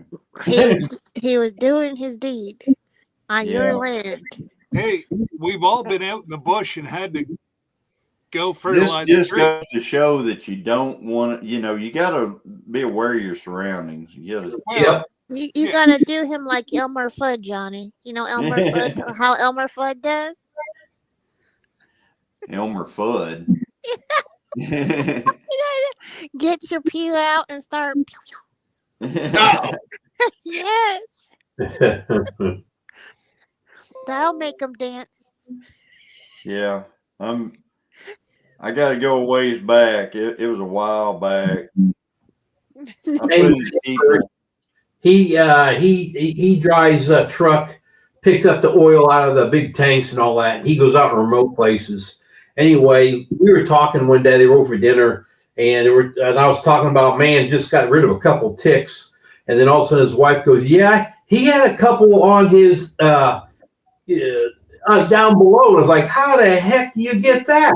Well, when he's out in these remote areas, he's got to go. He sits on the log that he set up out there. So, well, no wonder why he's getting these wood ticks all over his junk. It's funny to hear. It's happened like 2 or 3 times. Honey, I had to stop today. Can you check my junk? Yeah. I think that's funnier than heck. Yeah. Man, this chat has just gone to. The moon. Oh, Crap. we're off the rails a long time ago. Yep. Oh man. We need a bidet just to clean it up. Oh, we don't need no bidets. No. Mm-mm. Sounds like something. Once you from go bidet, Uranus. you won't come back. What, Chris? No. Chris, you did it. Chris, what? Go Here we go. Yep. Well, Yes. just so you all know, I'm seriously thinking about trying to schedule a day trip, and so that we all can do a live and be right there That'll be a good blooper on video. property. And I figured what would be great is that we could get Dale on the live to eat some fudge while we're at Uranus. Make sure he had a bidet to clean up. Yeah. Now he's getting the. Oh, Yeah, you had to get that started, didn't you? Well, yeah. no, I'm seriously thinking about it. I mean, that'd be a hilarious live. It'd be a perfect live, and everybody could just, just let the stress of the world fade away. Because when Trey went into it, I There you go. There's started already- laughing He's already so got bad. a chunk of fudge. Yep. Well, that's the reason why I selected Dale to do that, because I knew that Dale likes fudge. Does he like it with peanuts or butterscotch, caramel, or double chocolate?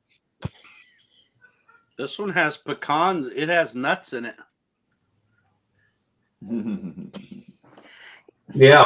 I'm not saying anything, Johnny. There's so many ways to go there. He's but got we're real just fudge. gonna touch it. Y'all, he's got real fudge up there. That's not Man, we've big. had a bunch of trail camera pictures of people. I'm going through here and had a ton of trail camera pictures of folks in the wood, down there. Johnny, that will make great bloopers. Well, I mean, yeah, there's Might get probably you a lot of things that demonetized, would though. make great bloopers. Yeah, Just don't want to exactly. put them out there. just no fudge with corn. Corn doesn't digest. Okay. Dale, does that have corn in it? Amy Nope, said. it has nuts in it. No. Gosh, dog. And I know the person that can do the actual live, because she does so well with all of her other lives and records everything. Amy, And I'm talking about Amy. you know. Angie, come and say that. Come over to Tony and say it. I'm gonna crack up. Say it in her voice.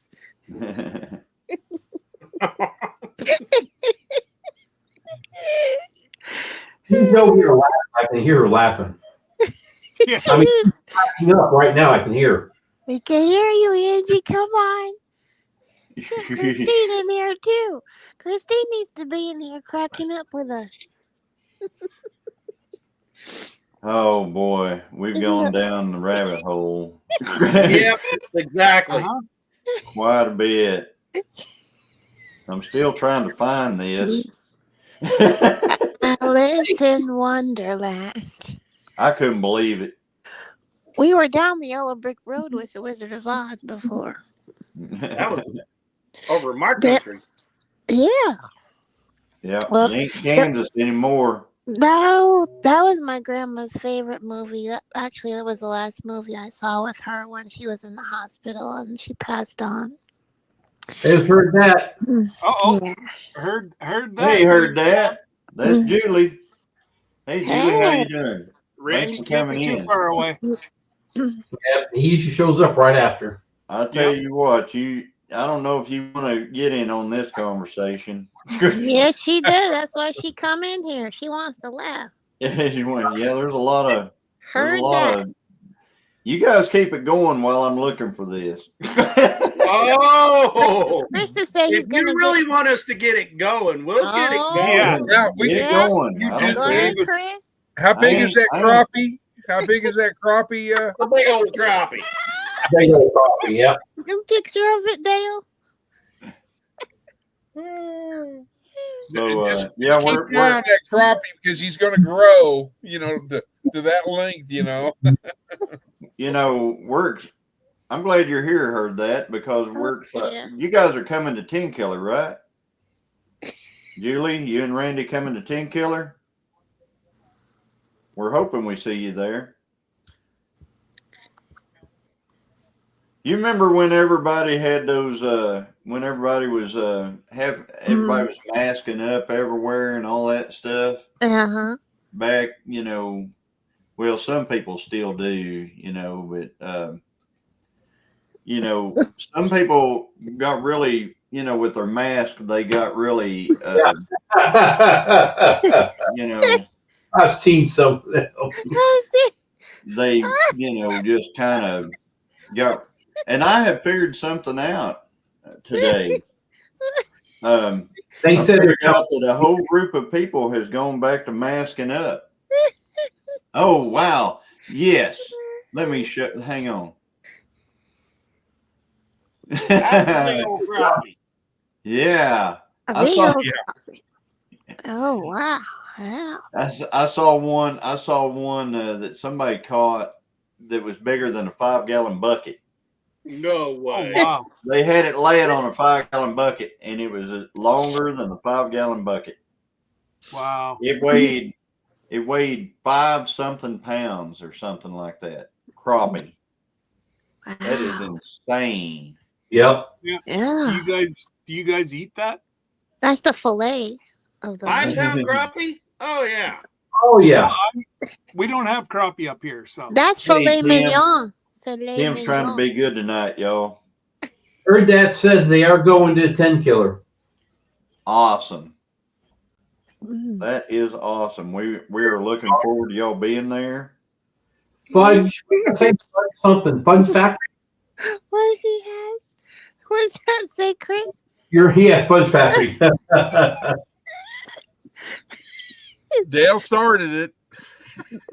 There you are, y'all. Look hey, at that. Johnny told him to. He's only doing what he was told. Have a look at that, Randy and Julie. I told y'all to not let the chat go stagnant. It gets awkward whenever there's nobody talking or doing anything. The chat is not going stagnant. It is rolling. I mean, There's been day talk. There's been tip talk. Fudge talk. Yeah. And then if you don't know where it's at, there it is. Oh yes, I've actually been there. What's this one? Really? Dude, Yeah. girl. you been to Uranus? Yep, I have. And did this happen, Johnny? Where is Angie? Get her up here. Oh my Heard that goodness. outdoors. I bet Oh, you heard see, that. we knew Randy wasn't that far away. What's that? Hey, guy? there he is. There's Randy. Hey, Randy Good and to see you, Julie, do Randy. y'all know the Hey, best Randy. fudge in the world comes from Uranus, We'll pack your. Missouri? Whenever I said keep the chat rolling, I didn't really mean to talk about Uranus. You know that if you go to Uranus, you can explore it within 90 seconds on their website. Goodness. Oh my gosh. Says it right there. Skinny. Come on, guys. Read what Bill wrote. Read what Bill wrote. Randy and Julie, what I'm trying to do is I'm trying to actually find a picture on my phone of some dude that didn't know my trail camera was in the woods one day. And decided to drop the juice. I'm still looking. Can you believe how many pictures you can take on one of your phones? I can. And I get notified all the time that it's only Bill. The chat just went to a new level. Look at Bill's I'm comment. gonna say I now know. that's taking it a whole nother I know. Gosh, That's a real place. Oh my goodness. that's not. We just stepped it up. Chris will have to look it up if it's a real place and verify that. Oh, Yeah, I'm not Bill, putting that Bill up on the wouldn't tell screen. you. Bill would tell you if it was or wasn't. Yeah, Bill will tell you. I believe Bill. Hey, I He was got a sitting in the throwback. I got hotel a with your throwback. I got a throwback Saturday for you, real quick. Let me throw my throwback Saturday for What you. you're talking about during the Ruh-roh. Who does that look like? Let's It's see. hard to see, but there it is. Oh my Holy gosh. moly. Wow. Awesome. Yeah. That is a throwback. That's a throwback. Yeah, it is. And the thing about that photo was I was about 30 years old. Mm. So Yeah. Yes. Yes. Oh that was yeah, just- that was one hell of a mullet, Angie. yeah, that was a mullet. Yeah. So It's that was located that in was just Fairbanks. like what, 30 years ago? Chris 30 looked it years. up. 30 years. And you know what? My Mhm. wife still looks the same. Yeah. She sure does. Y'all both looks the same. No. Yes, y'all's are both beautiful. Stop it. No. Chris found the real place. It is. Unfortunately, it's temporarily closed right at the moment. Somebody's Yeah. stuck in the hole. Can't believe it. Oh, What do they have? I mean, it's a let's go back restaurant. and talk about crappie fishing. That's a restaurant. Has So to one be. of the guys tonight told me that in the last week, since the water cleared up on a lake south of me, that Yeah. him and his buddies have caught over 200-pound of crappie fillets. Wow. Wow. That'll fill a freezer.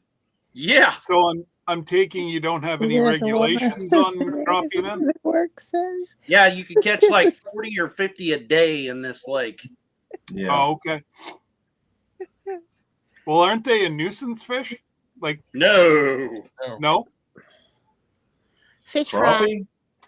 You Oh, they're know, the fillet. They're I'm Well, like fillet. I excited. say, I'm only asking because we don't have them up here. So I'm actually excited to go fishing in our pond because I stocked our pond 3 years ago, and I haven't fished it in a long time. The last time I fished it was like the first year that I stocked it, and all I caught was some bullhead catfish, and I caught a couple of the channel cats that I had actually put in.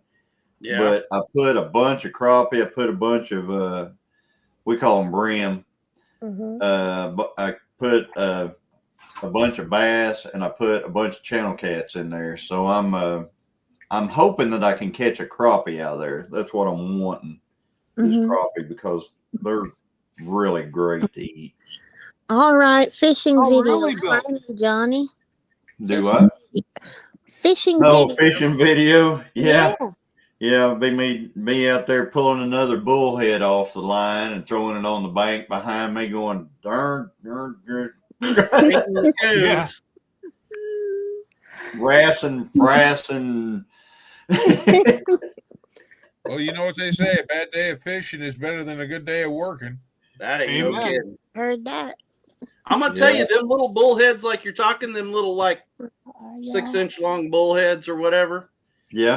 When I was a kid, my grandma, I got to telling her that I was catching bullheads on the creek, you know, Oh. on the creek that was between their house and our house. Yeah. And she says, "Oh, honey, you bring me several of those, like 10 or 12 of those." And she says, "I'll make you something good to eat." I'm thinking, why am I going to take these little trash minnow, basically little big fish, to my grandma? So I did as I was told. I brought them up there in a 5-gallon bucket, and she takes me out there to the chicken, you know, butchering stump, takes her machete she had stuck there, and she cuts the head off them little bullheads, and then, you know, eviscerates them. Then she takes them in the house, and she rolls them in flour and cornmeal and grease, and she fries them whole. Oh.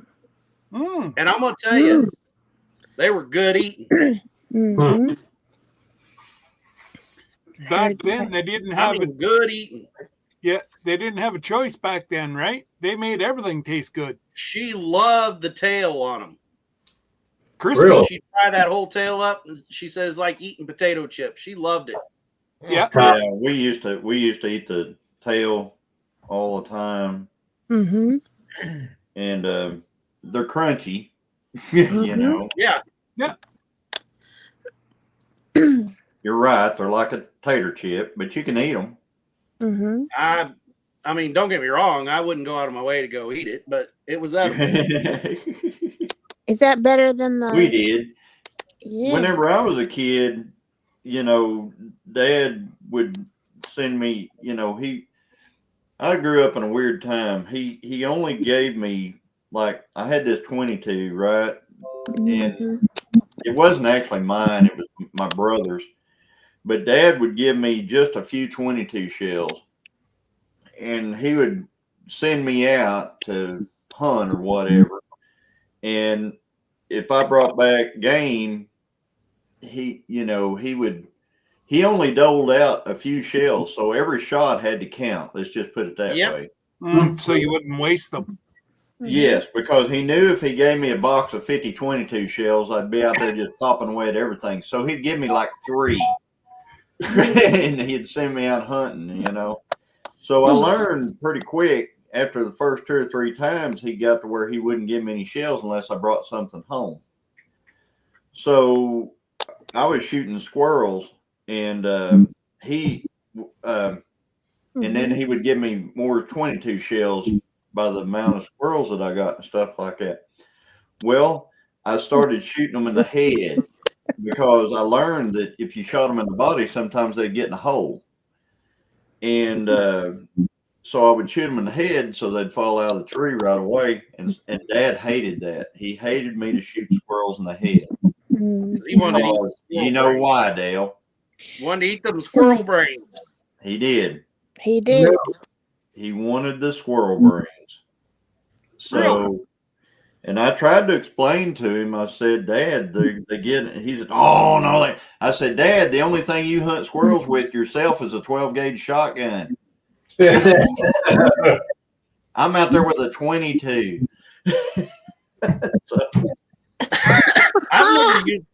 I've never used a shotgun to hunt squirrels before, so I wasn't until I watched a video. I was like, Well, that looks way easier than trying to hit a squirrel with a 22. It is. The only deal is you're eating that old squirrel and going spit that pellet out. Ain't no different than pheasant though, you know. No. I don't know about you, but when I go to cleaning a pheasant after or quail or anything, man, I'm combing through that thing like a fine tooth comb, you know, trying to make sure I get all them pellets and, you know, and everywhere that a pellet goes in, it carries feathers in with it. Yes, it does. You're absolutely right. So you got to dig all that out of there. Talk about tooth. We told everybody earlier on Rainy Ridges live, but we had a tragedy here last night.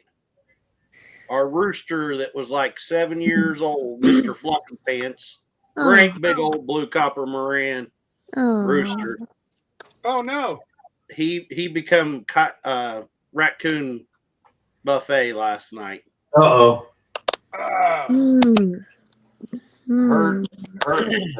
Randy kind of came and went. It came and went. It came and went. I didn't do any pheasant hunting this year, but yeah, it came and went. I have shot pheasants before though. And I'm serious. I'm gonna set up because I want my bucket. Well, on my bucket list is prairie chickens. Oh yeah, and pheasants, of course. Prairie chickens.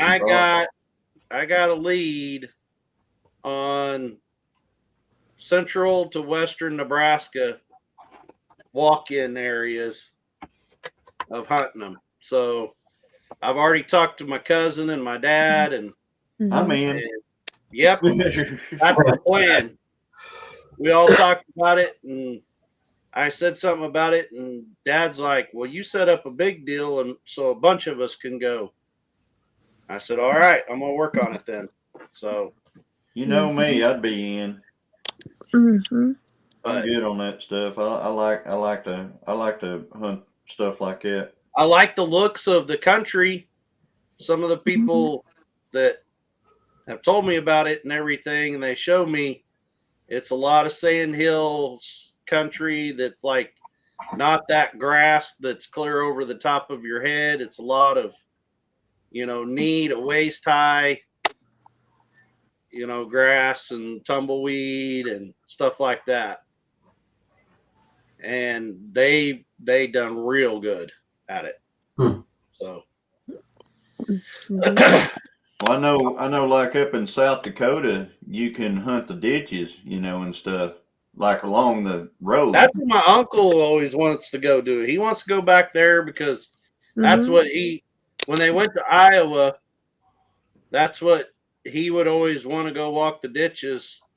And Dad was telling me about that, and Dad said, we let him walk the ditch, and he said him and his nephew, one of my cousins, they went into where the grass was in the waterway, and they were in pheasants the whole time, and my uncle walked that ditch and never seen them. The only thing he got to see was them fly clear out of range. You know what I mean? Yeah. I've watched some videos of some guys going up there and hunting some walk-in areas and stuff. And there's just little spots here and there, and he would walk along the road ditch and everything else. He had a lab that he was using for a dog, and man, I tell you what, he was getting into them. He was really getting into the Dakota deal. The thing that scares me about going to South Dakota is I don't want nothing to do with them cattails. Yeah, Angie, you gotta have a good dog in them cattails. Yeah, I've been there and done that, Angie. Yeah, that's old news. I gotta have new adventures. We should try noodling one time. I'll watch the video. So, yeah, that would, yeah. The noodling thing is, I don't do any noodling. No, me neither. I've never done that. Sorry, I just can't see myself sticking my hand into a hole, especially down there. Be careful. Listen, we're already long gone there. I was just going to say, I'm not putting my hole down Uranus. Come on, guys. Chris, So, you still have a fit. But man, now I'm wondering where my pictures went. Oh, I found them. I found them. I found it. I found them. After I was going to say, after an hour and 45 minutes, I got a guy having a squat. Let's see this.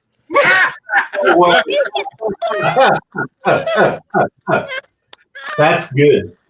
Well, Well, this one, well, That's hang what on. they do.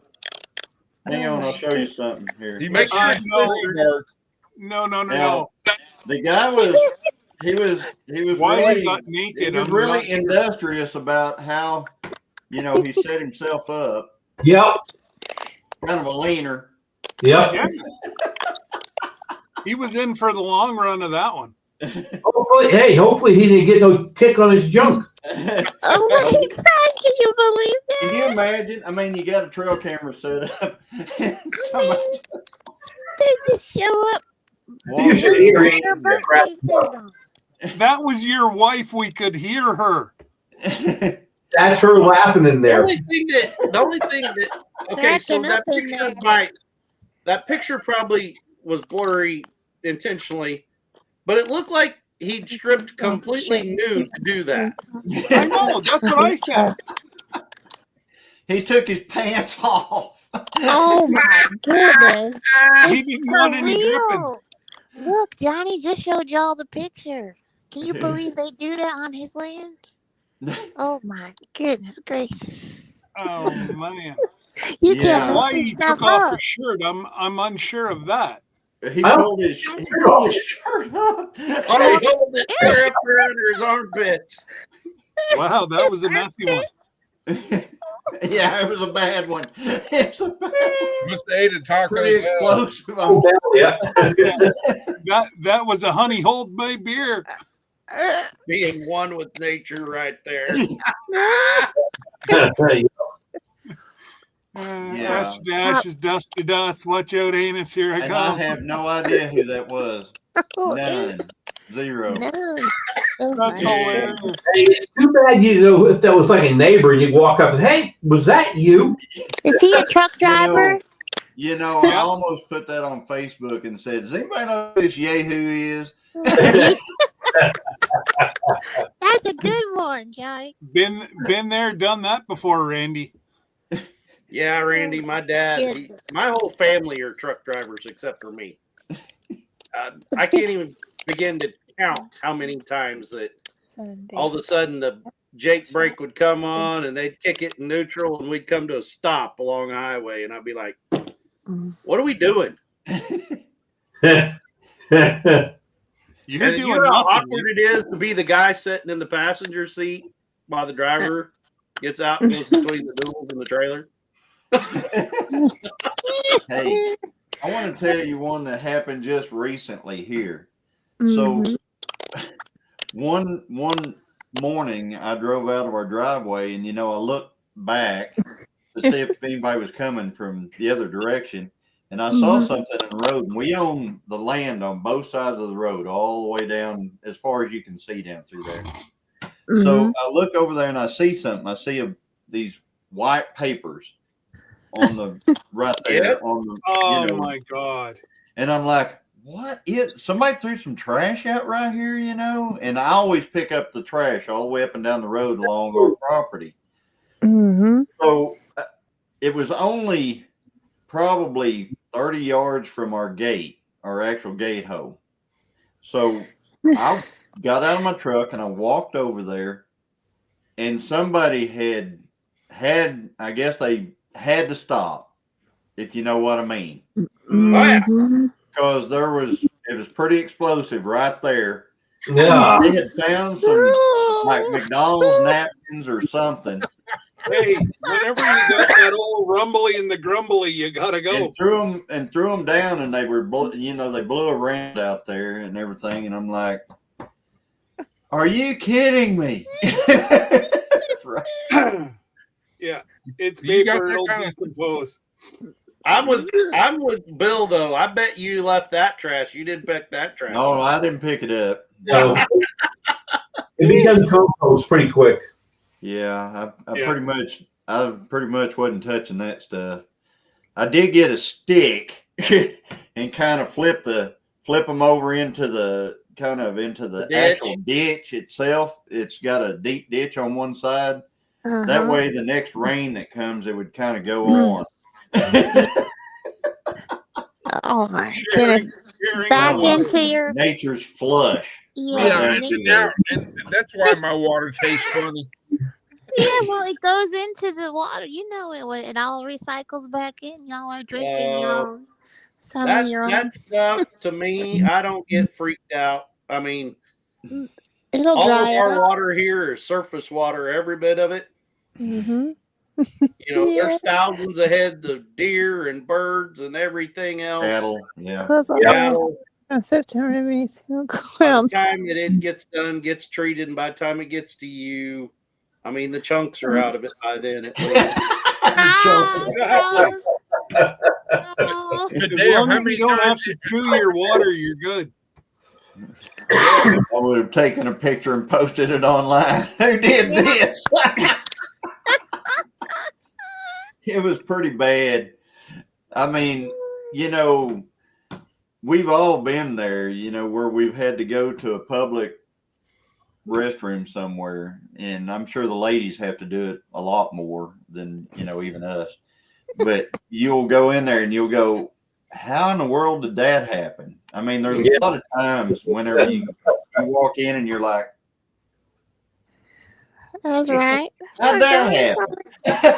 Yeah, I can't even begin to count how many times I've walked in on a mission, got to the doorway of the stall, looked in, and thought, nope, I'll just mess my pants.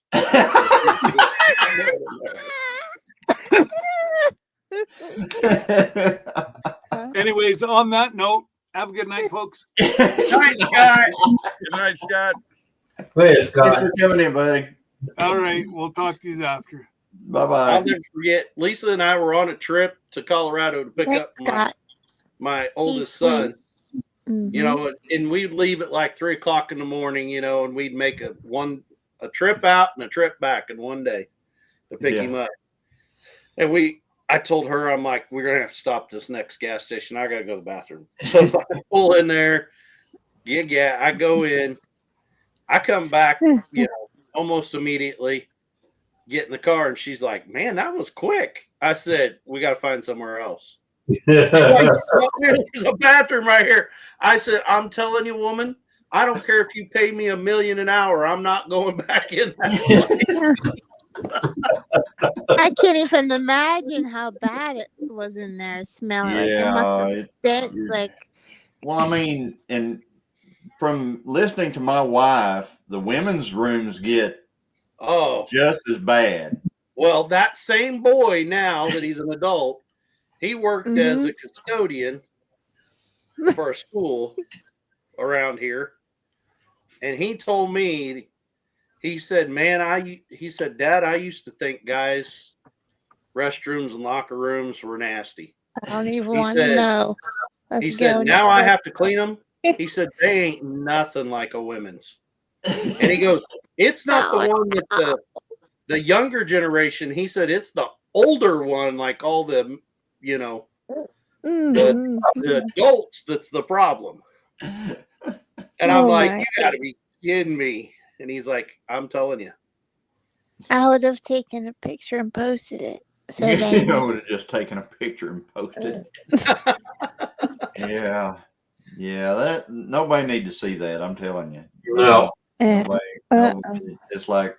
Did you want me to Google it? Yeah, I bet Johnny has a lot of I'm those joking, Johnny. pictures from Yeah, we can talk about people something other coming than on. bastard block now. Let's move on. Yeah. Yeah.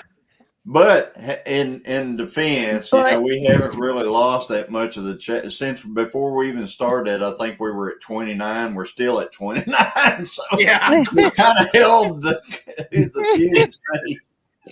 there you go. Evelyn knows how to change the subject. Yes, there it is, Evelyn. 10 Killer Meetup, April 25th, 26th, and 27th. See all that down there? The Blow Dale? Yep. There Yep. you go. And you Blow want to Dale talk Chris. about clean restrooms? Yes. Every time I've been there, that facility has been nice. Yes, absolutely. It's been good there. I think they check it every once in a while. Oh yeah, I was saying earlier, I found the whole crew of folks that are now masking back up. Oh yeah, Yeah. Have you noticed that? where? Huh? They ain't here. No, I mean there's a certain demographic that is masking back up. Yes.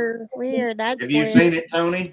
Yeah, and what makes me laugh is these people. Some of them are driving their cars, or they're just walking in the stores, and I'm like, or Walmart or whatever, and they're fully masked up. I'm tight. And I'm like, what are you doing?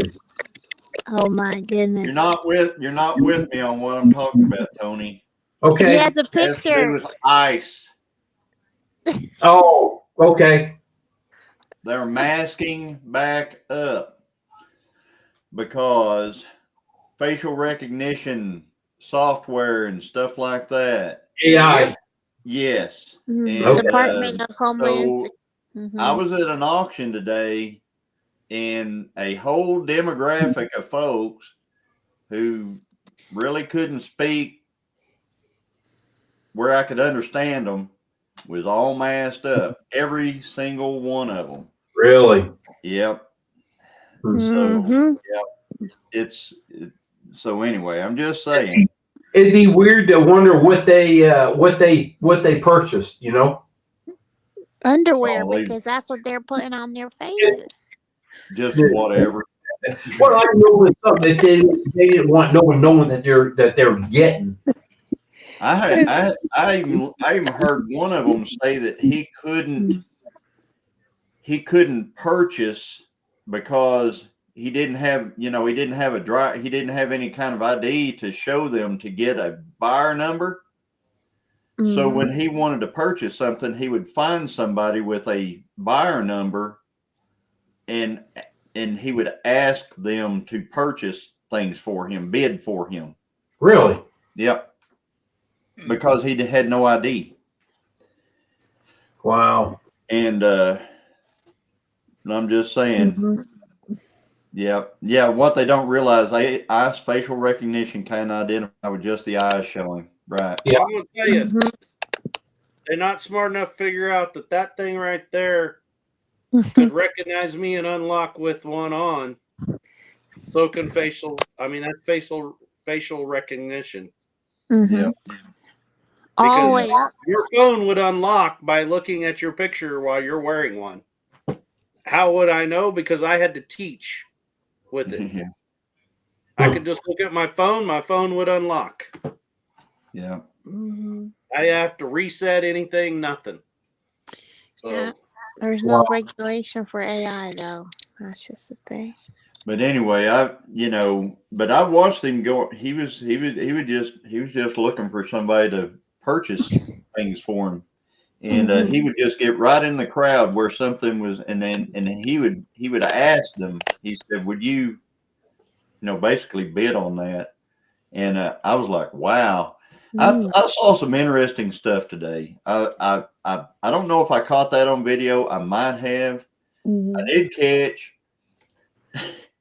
a younger Amish fella going through a box full of romance novels. Oh my God. What are those ones that the women all like to read that it's got that Fabian That on it. guy with the long flowing hair and That's all this that stuff. Fabian guy on there. Yeah, Yeah. you know, reading, and he was really intent on these books and this deal, and I was like, Oh my goodness gracious. wow. And I did get that on video as I was walking by.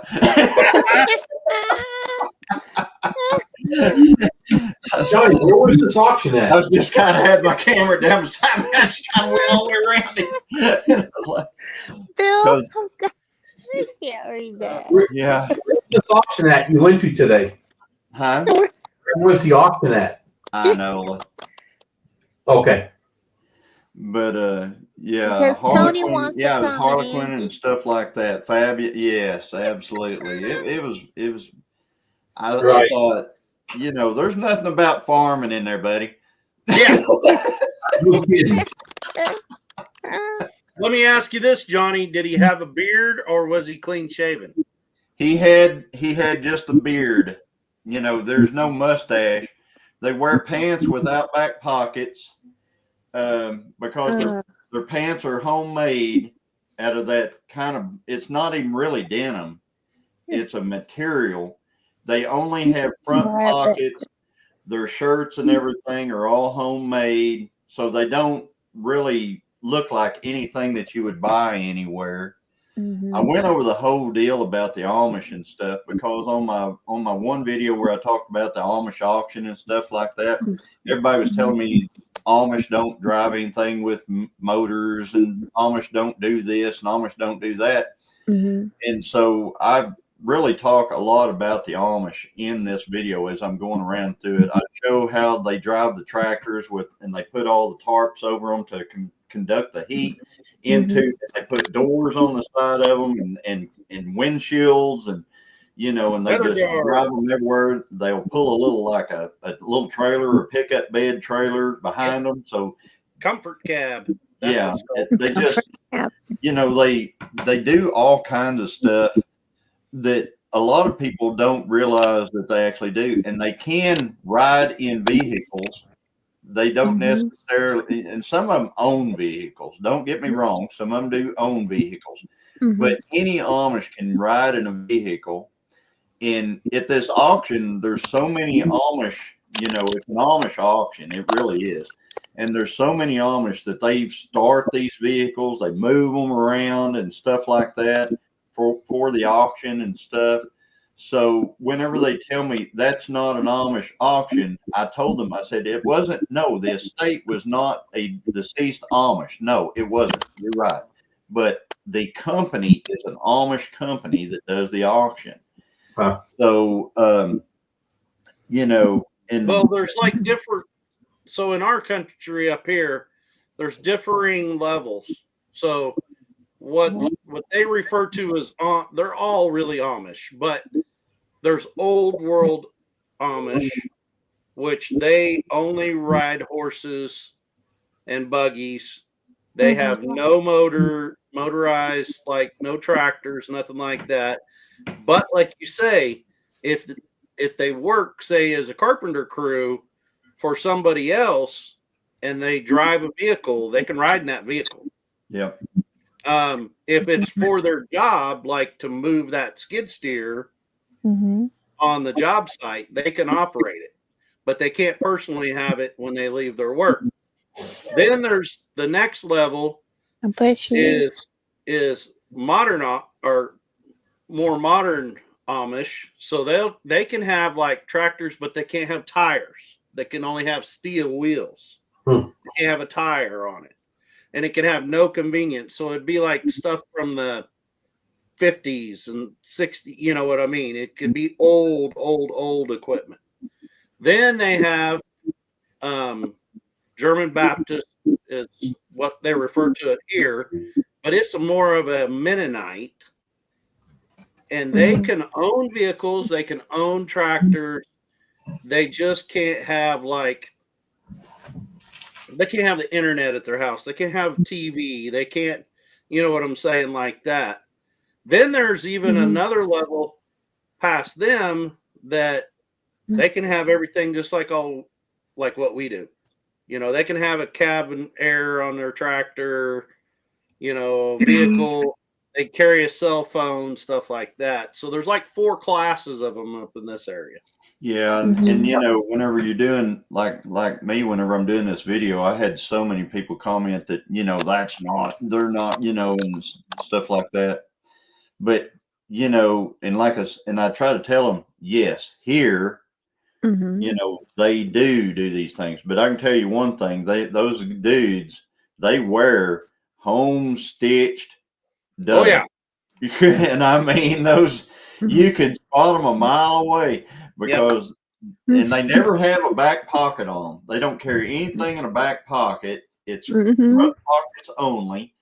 And because I'm like, wow, that's really kind of different, you know. And the reason why I ask about the beard situation is, yeah, the married or the not married. Yeah, if they can't grow a beard till they're married. Yeah. Yeah, and then they don't have a mustache at all. They don't have mustache. They have no mustache. They just have a beard, and they grow a beard once they marry. Before they marry, then they're clean shaven, and then they grow. Because one of the guys that actually, you know, they were running 5 rings at one time. So wow, that'd be hard to keep track of. Yes, and so almost all of them were bearded Amish that were actually doing the rings, but there was one young Amish fella that was running it. You could tell by his dress and everything like that, and he was really proper, I guess you'd say, very proper. And you know, I was like, well, he's not married yet, you know, so he, you know, he's at that young age, not married yet. But he was, and I watched one that I guarantee he was 12 years old auctioning. I mean, this kid was blah, blah, blah, blah, blah, and just really going at it. So, and doing good. But I tell you what, they that Amish clothing is just it. You can spot them from you know, you can see a crowd, and then you'll notice different clothes in there, and you go, oh yeah, there they are right there. Yep, there they are. You don't have to see the beard or any of that stuff. Yeah. Yeah. In fact, there's a group to the northwest of us up here. They're old, you know, old, I call it old school or old world. But they have a phone in that community. They have one phone booth. Yeah. That everybody can ride their horse and buggy to use that phone, say they needed to call to the parts store or whatever, you know. Well, see, they did that up there, and there was one phone put in at one place at a house, but they put in a booth outside. Yep, couldn't be in the house. Kind of like the community house and it was off the highway, and it's where all the just like Dale said, it's where all the Amish came from every direction to that one phone to make a call or to take a call. So if they knew somebody was calling, they would go there and wait on the phone to ring. Like I was an ag parts guy forever, you know, for most of my working career. And I had some for my customers, and they may come in and I would be like, okay, I'll call and tell you when it's in. And they're like, well, I don't have a phone at my house. And I'm like, oh, okay. But here's a number, call it, but only call it at 2:00 or only call it at 2:30. And I said, okay. And he's like, well, I got to ride the horse and buggy up there to the phone, and I'll be there at 2:00. And he said, then I'll answer it then. Yeah. And then I'll know to come get it. And that's like, I went to work in another town. I didn't grow up around this. Lisa had been around a lot of it, you know, because she was from that area. She called me like the very first day I worked up there, and And she's like, how's work going? And I said, this is the weirdest place I've ever been in my life. She's like, why is that? I said, everybody drives their tractor into town. I've never seen that. I mean, there were tractors like that 25, 55. Yeah. Those were everywhere in two-wheel drive version. Yeah. 25, 50s. And every one of them, like you said, would have a truck bed trailer. Yeah. Some of them used like a small stock trailer. Yeah. Mm-hmm. And they would be pulling that stock trailer behind that tractor. And if you come up behind it, if the gate was one of them gates that you could see inside the trailer, yeah, there would be mama and all the kids inside the stock trailer. Yeah. And dad would be driving the tractor going to town, you know. I talked to one of the Amish guys today. He bought a pallet load of precision torque converters. Mm. Yeah. For what? Yeah. I was like, bought you a pallet of torque converters, huh? Yep. It's real, you know, they're a lot of times they're not super outgoing. I wonder if they're scrapping them or something. Just put it that way. I mean, they probably think I'm the English or whatever. I don't know what. But I'm just saying. Well, if you got a flat hat and shave off that mustache, you'd probably fit in, Johnny. You know. Yeah. Shave this off. Yep. Bowl cut my hair and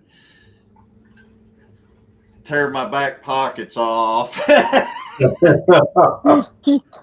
anyway, yeah, he got a bunch of.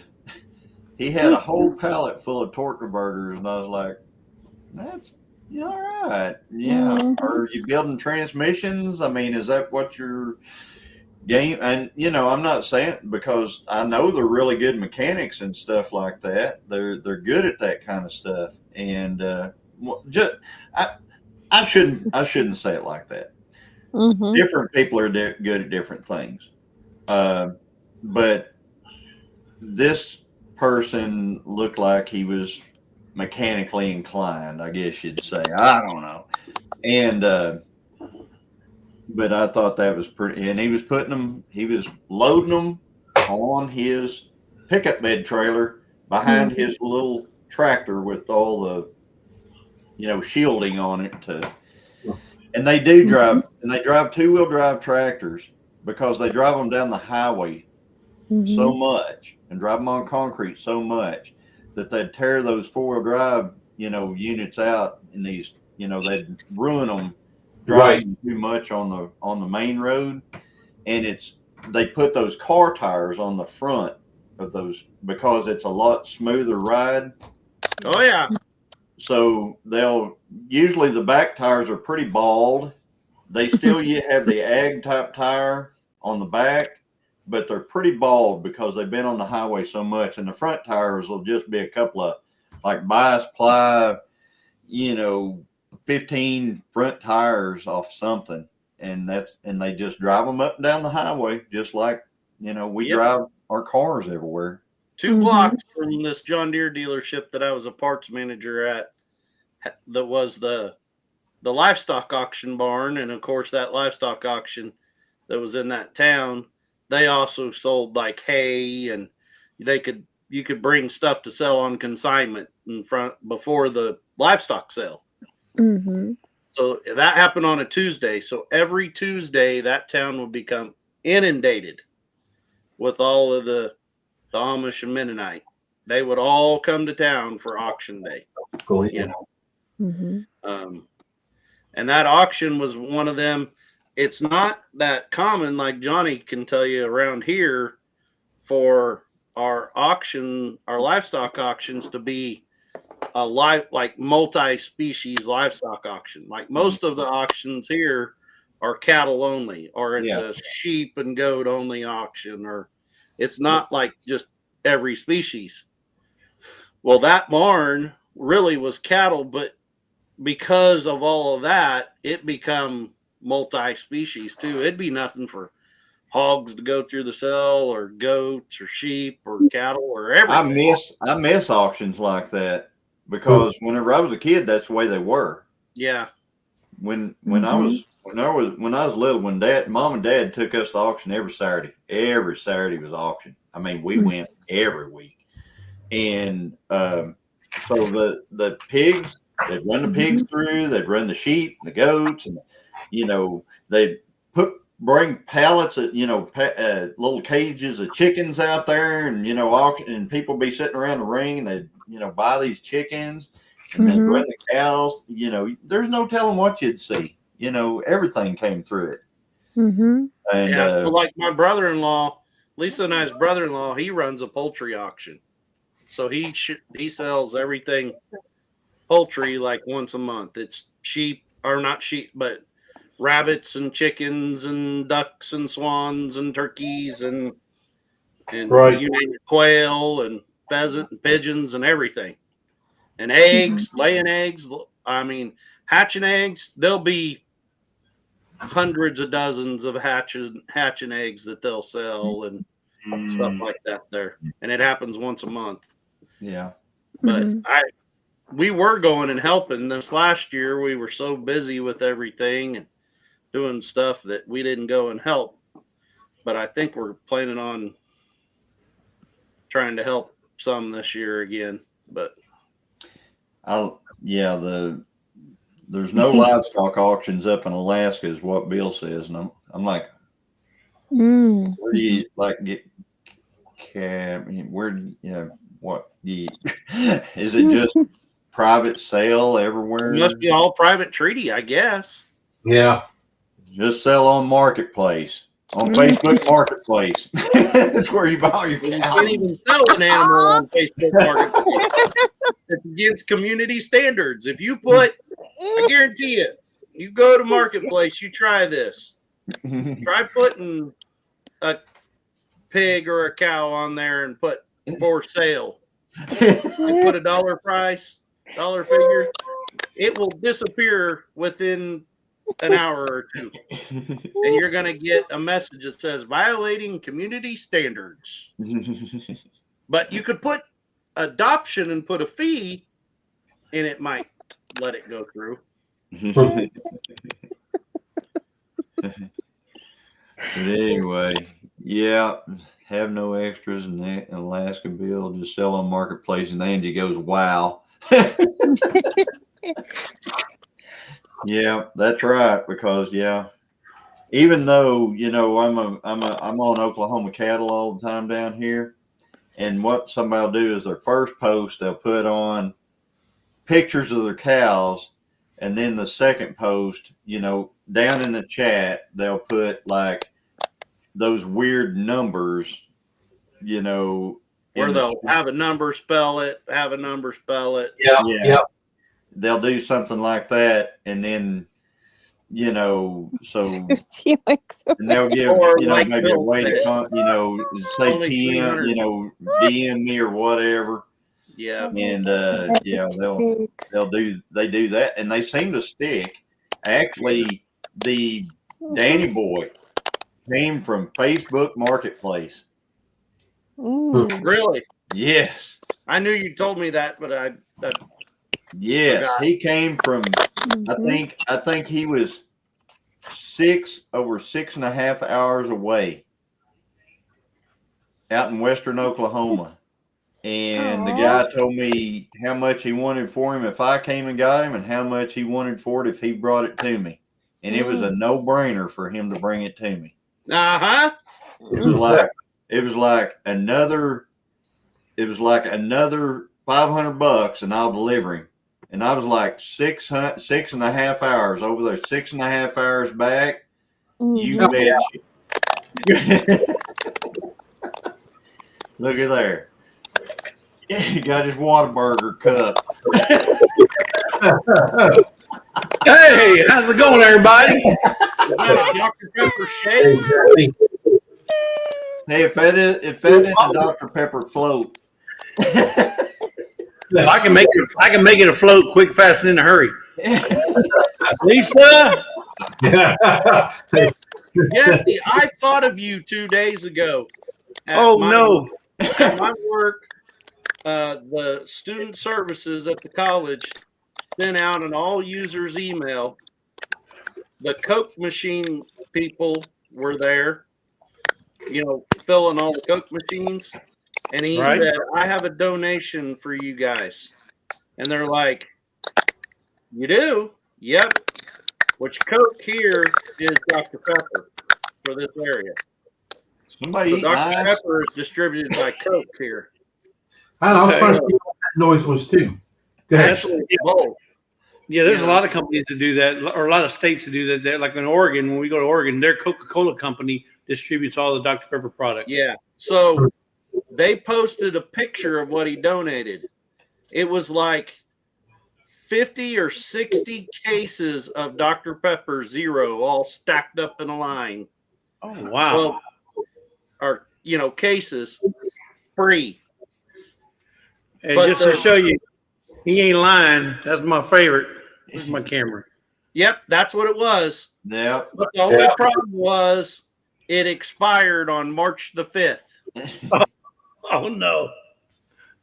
which to Nice. me, I'm like, I didn't know that Coke or Dr. Pepper Zero expired. So I'll let you guys know in on a little secret. I used to work for this company for about 5 years.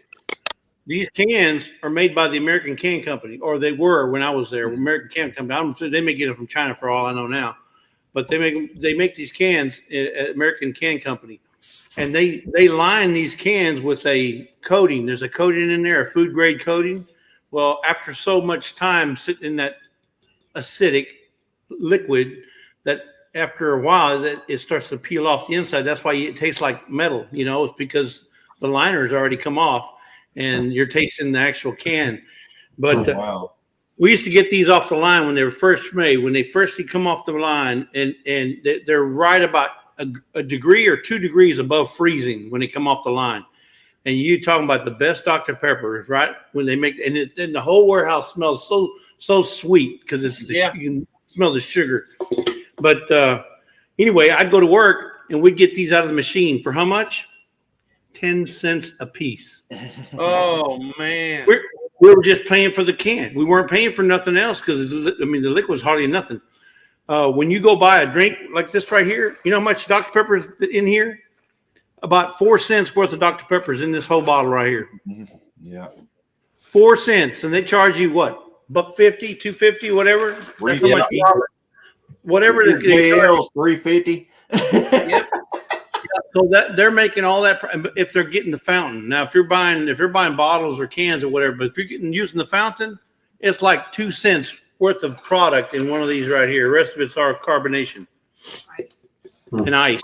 You're paying for the ice. Hey, I'll tell you something that's nasty as well. That's like take a bottle of Mountain Dew, leave it in your truck in the sun for like 2 weeks, even though you bought it 2 weeks ago, you try to drink that. Oh my gosh, it is. I guess the bottle starts coming apart out on, you start drinking the plastic or something. Right. Because I tell you what, it gets really nasty. But I'd go to work and I'd fill up my ice chest. I get 6 of these for 60 cents, and I'd have a drink all day long on my route while I was driving around doing whatever. I had all the drinks I needed. I'd drink a 6-pack, and then on Thursdays they call them breaker days. So a lot of the cans that didn't make it on the ring ride or whatever, they just kept going.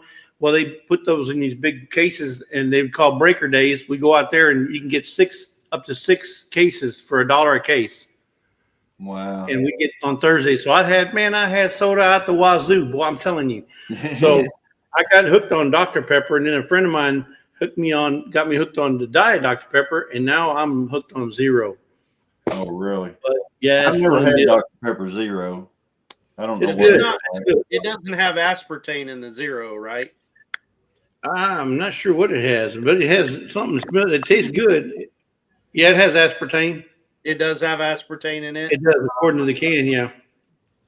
Isn't that that stuff that like does something to you? Yeah, that's right. Well, there's probably about 20 things on here that do something to you. Yeah. I'm surprised she lets you drink that. What? Well, you know what? She says I'm worth more dead than I am alive. Wake up. That's why you think I always look out behind my back. Got that right. See, you heard it. Vanilla cream Dr. Pepper is the bomb, says Julie. I'm sorry. Julie No. says vanilla cream. No. No, Have you had it? like the cream Yeah. soda. I've had No. it. I don't like it. It's. I mean, it's I don't okay, like but if that's all there is. Aspartame causes tumors. It's not a tumor. Wait a minute. Did you not see the news? Did you not see the news on that lady that's 104 years old and she said she drinks 3 Dr. Peppers every day? That- 3 Dr. Pepper. Yeah, she drinks 3 Dr. Pepper and she's been drinking it for like 70 years. And she says, all my doctors told me to quit, but all my doctors are dead. So I guess I'm going to. Yep. She's like 104 years old. 10, 2, and Well, 4. Well, I don't know. Yeah, probably 10, 2, and 4, but she says she's been drinking 3 Dr. Peppers every day most of her life. So, Well, my granny died at 96, and we called her Ma. Ma died at 96, and she dipped snuff every friggin' day. The old glass snuff, we used them as drinking cups, but snuff came in them, and she dipped snuff the entire time. Wow. Did the baby live? What baby? I don't know. Lori asked if the baby lived. Somebody's cracking. Was that Angie or Jess or Lisa? Yeah, you heard her back there laughing? Yep. That was Angie, probably. Yep. Angie, is Angie getting a kick out of this? Oh, yeah. She's nonstop laughing. My mother-in-law likes is it. 97 and she drinks bourbon and Sprite every day. That is an awesome mother-in-law. Yep. Well, my grandfather, he was in his 90s when he passed away. He ate 2 eggs, 2 tortillas, and bacon every morning. He smoked, and he also drank ancient age every single day. I mean, straight. Followed it with a little water, and that's it. My He dad lived it. But you know My what? dad- He never in his whole life ever had fast food. Never had fast food. Never been to a drive-through or nothing. It's always ate home cooked meals from the house. Hey, I'm gonna age myself a little bit, but have you guys ever seen the movie with Woody Allen in it called Sleeper? The old Sleeper movie was Can't say about that. a guy who got cryogenically frozen, and he somehow they brought him out of it way in the future. It was Woody Allen. Okay, he gets cryogenically frozen. He comes out of it way later, and as soon as he starts coming out of it, they shove like a full pack of cigarettes in his mouth and light all of them at one time. And then they would grab him out of it and pour whiskey straight down his throat. No. He's gagging and choking and everything else. And he goes, "What are you trying to do? Are you trying to kill me?" And they said, "No. Doctors have determined that all that science that you guys had was wrong whenever in your time. And we have determined now that whiskey and cigarettes are what are the secret to prolonging life. So that's what they do." Hilarious, man. Yeah. So everybody's running around, everybody's drinking and smoking cigarettes. Well, they say that liquor's bad for you, or look at the French. They drink wine with almost every meal. A glass of wine with almost every meal, and there's no heart disease in France. I mean, I'm not gonna say there's none, but so they don't have much Right. in Europe. But here we got it like it's out the wazoo.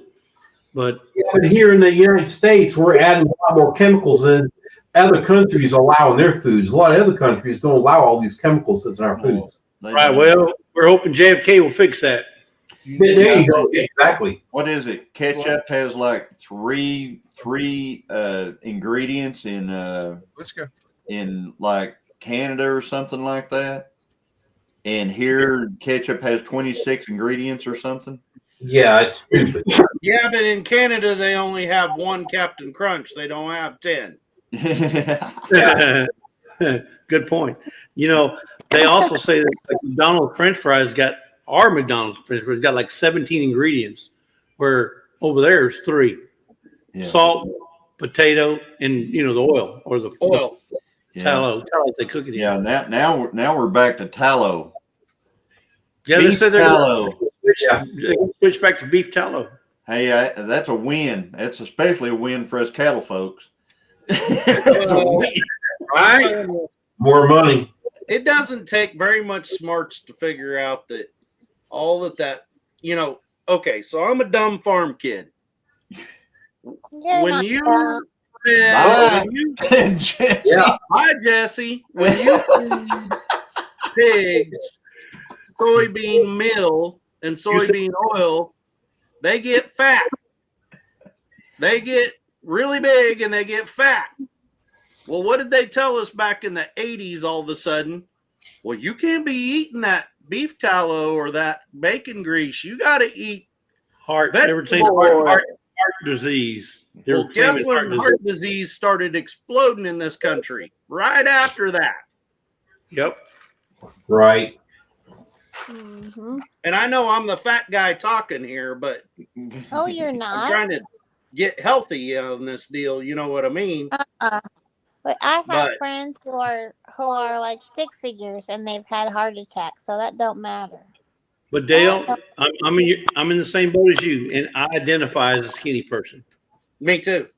So I still feel like I'm this big that's right. inside. I just can't do like I could do when I was that big. Yeah. I hear you. Y'all have all seen the old comic that has a woman going in front of a mirror, and she will be thin, and she'll look at herself and she looks huge in the mirror. And guys, we go in front of the mirror and we're huge, and when we look in the mirror, we look thin. It's all about perception. Yep. How you perceive yourself. Yeah, I'm a little guy.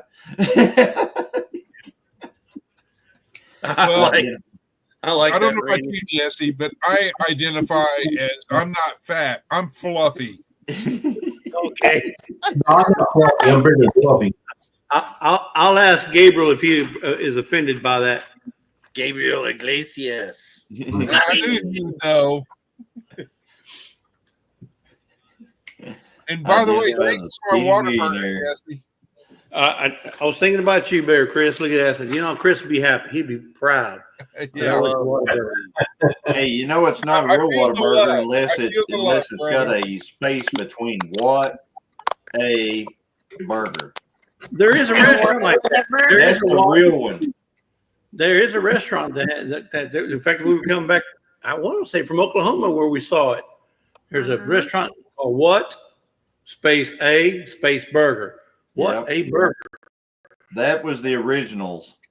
And there's one over in Arkansas that I know of for sure. And I tell you what, that stuff is the bomb. And X has been, and a spurt is just a trip. That's an awesome saying. I'm going to have to use that. That's a good one. Hey, Bill. Hi, Bill. Take it easy. Thanks for being here, buddy. Good night, Bill. Take it easy. Wow, Bill. Oh, Bill, he's been hanging out all night. So Angie has too. Well, it's only what 7:30 over there Uh-huh. in Alaska. Yeah, he's probably going out on the town. It's still early. we talked about Whataburger and stuff like that, and he's probably. Well, I was trying to moderate and listen and all that stuff while I was doing stuff, but I heard y'all talking to Scott. He was talking about his auction thing. He's going to do some kind of auction on Wednesday. Yeah. At whatnot, or whatever. Whatnot. Yeah. And then I saw Dale. I saw your video today. Was it today or yesterday? Today. Yeah, but you hauled in on them DeWalt tools, boy. I said, man. Lisa, she's happy I didn't go there because I'd have raked in on them tools. Yeah. I'm going to tell you about well, it's right over here. Let me grab it. Well, not just the tools. You got that radio too. Yeah. The shop radio. I'm like, he bought the radio, but he's not going to be able to use it in hardly any of his videos for a copyright strike. Yeah. I'm going to tell you who bought that radio. That radio, we walked in the door of that place and I started filming, and all that beer sign table was right at the beginning. And we go around the corner to where all that DeWalt stuff is. And this missus of mine, the pretty lady in this house, she zones in on that radio. I want that radio. I said, oh, why? I want that radio. Okay. I'm thinking that thing's going to bring way more money than I'm going to spend. So we go all right around that. And, you can see at first of that video, all those people there. Tons of people. Yeah. They sold all that DeWalt stuff. And after the gun sold, that place looked like a ghost town. There wasn't 20 of us left in there. Oh yeah, they were all over the guns. And when it got to the DeWalt stuff, I bought all that kit first. He slid all the tools and all that kit to one side, and he goes, "This is going to be a lot, and that radio is going to be a lot."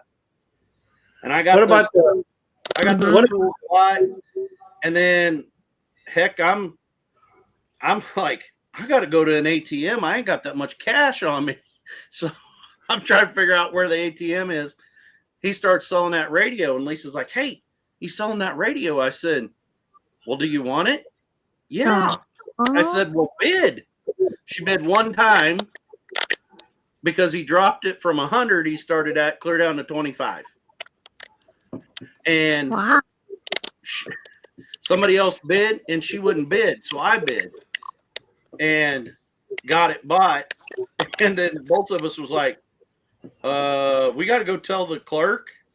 We'll be right back. We got to run to the ATM. So I was watching that video, and that's the first time I've ever been to or seen an auction where they start at a number and they started going backwards. 6,000, 6,000, how about 55, 55, how about 45, 45, 32, They always 32, do that. 21, They 21. always do it. You haven't watched any of my videos. I can tell. I have. Johnny, I have watched them. But Yes, you always because start that dude way up there, and then they keep dropping. No, on your videos, they'll start at 5,000. Nobody says nothing. He goes, okay, we're going to start at 2,000, 21 or 22, 20. They may start with one time. He was going 65, 55, 45, 35. Finally, he got down to 2,000. He bought 2,100 sold. It's like, oh my God. A lot of times, if you watch an auction, I would say if it's a $200, he'll start at 200. Then he'll drop it down right away down to like 50. It always ends back up to around $200 every time. Right. Not always. But I'll tell you something. I'll tell you a secret about auctions. Never be the first bidder. No. Always wait, because when they're dropping it, just let them keep dropping it. Let them keep dropping it. Let them keep dropping it. And Right. if you get into if two guys get to bidding against each other, let them bid. Yep. And then whenever one of them starts petering out, you jump in fresh at that moment, because that unnerves the guy that's been bidding against the other guy, because he thinks fresh guy, he's liable to keep going. Yep. And they'll drop out, and you'll end up with it. So the one I kicked myself about, I bid on several of those snap-on tools. I just didn't, I knew what I could buy them for with the discounts I get at my work. So I wasn't going to bid, when I got close to that. But those great big old micrometers, those Starrett micrometers, they were like a 24 to 36 inch micrometer, which if you're into that, that is huge. Like, that means it precision measures 36 inches. Yep. That is huge. There was a lot of those one of them tools. For the one reason I teach micrometers in my class, I wanted that great big thing up there to be my learning aid, because then kids really see it. Yeah. they started bidding on them things, and I really didn't realize. I mean, I knew they were high, and I'm like, I don't want to pay $100 just to have a learning aid. You know what I mean? That the school wasn't going to pay for. Right. Then after that sale, I looked that up. The cheapest one of those sterrets I could find on eBay was $750. That guy got a steal on that thing. Oh yeah. Wow. Yeah, I knew they were whenever I saw what they were going for. I was like, They were selling all those, all those lathe bits and everything. There was a whole pallet of them, not just the ones that are on the bench. All those tools and bits and fixtures and stuff, they sold whole pallet of those. And he was like selling them for $1 or $2 a piece. Some of them still brand new with like the plastic on them and everything. There was a power station that went for sale today at where I was. It was powered by a 6-cylinder Ford engine, and it was it put out, I can't remember, it's like 48,000. It was huge, the number of wattage it put out, and kilowatt or megawatt or. It was huge. I mean, like huge. And it was an all power station for like job sites, like where you can run everything off of it. And I was thinking, man, that's what Joey and Ginger need out there on the homestead. Yeah. I think it went for $100. No Really? way. Yeah. And ran. And I'm like, stuff like that, if you're there, you can end up with just the craziest stuff. There's a John Deere tractor in this video, and somebody I don't know who did it, but somebody turned the diesel off. It's got a shut off petcock on it. So when they were trying to start it, it started up and then it just died. And I was looking at the petcock and it was completely off. And I go, the fuel is on. And I was telling them, I said, the fuel, and you'll see it in the video. So they're messing around with it. And I guess it got an air in it whenever he tried to, when it happened. Mm-hmm. So it wouldn't really stay running after that. But that little tractor was a steal. I mean, it was a nice little tractor, little John Deere. And I should have bought it. I mean, I should have left with it because, it was a dandy. It was probably one of the nicest old, small 2-wheel drive John Deere tractors I've ever seen.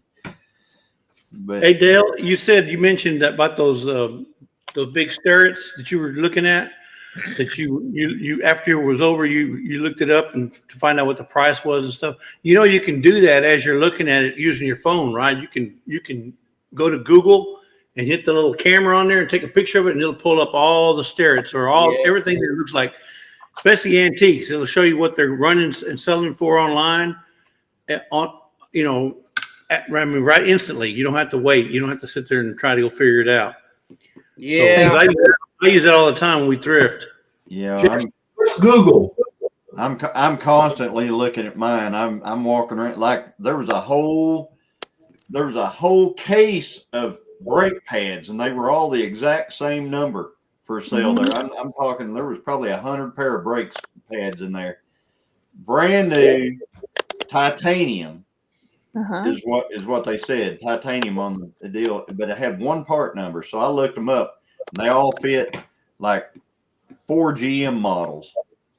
And I was like, well, that throws me out because we don't have any, they didn't fit my GTO, so we're out.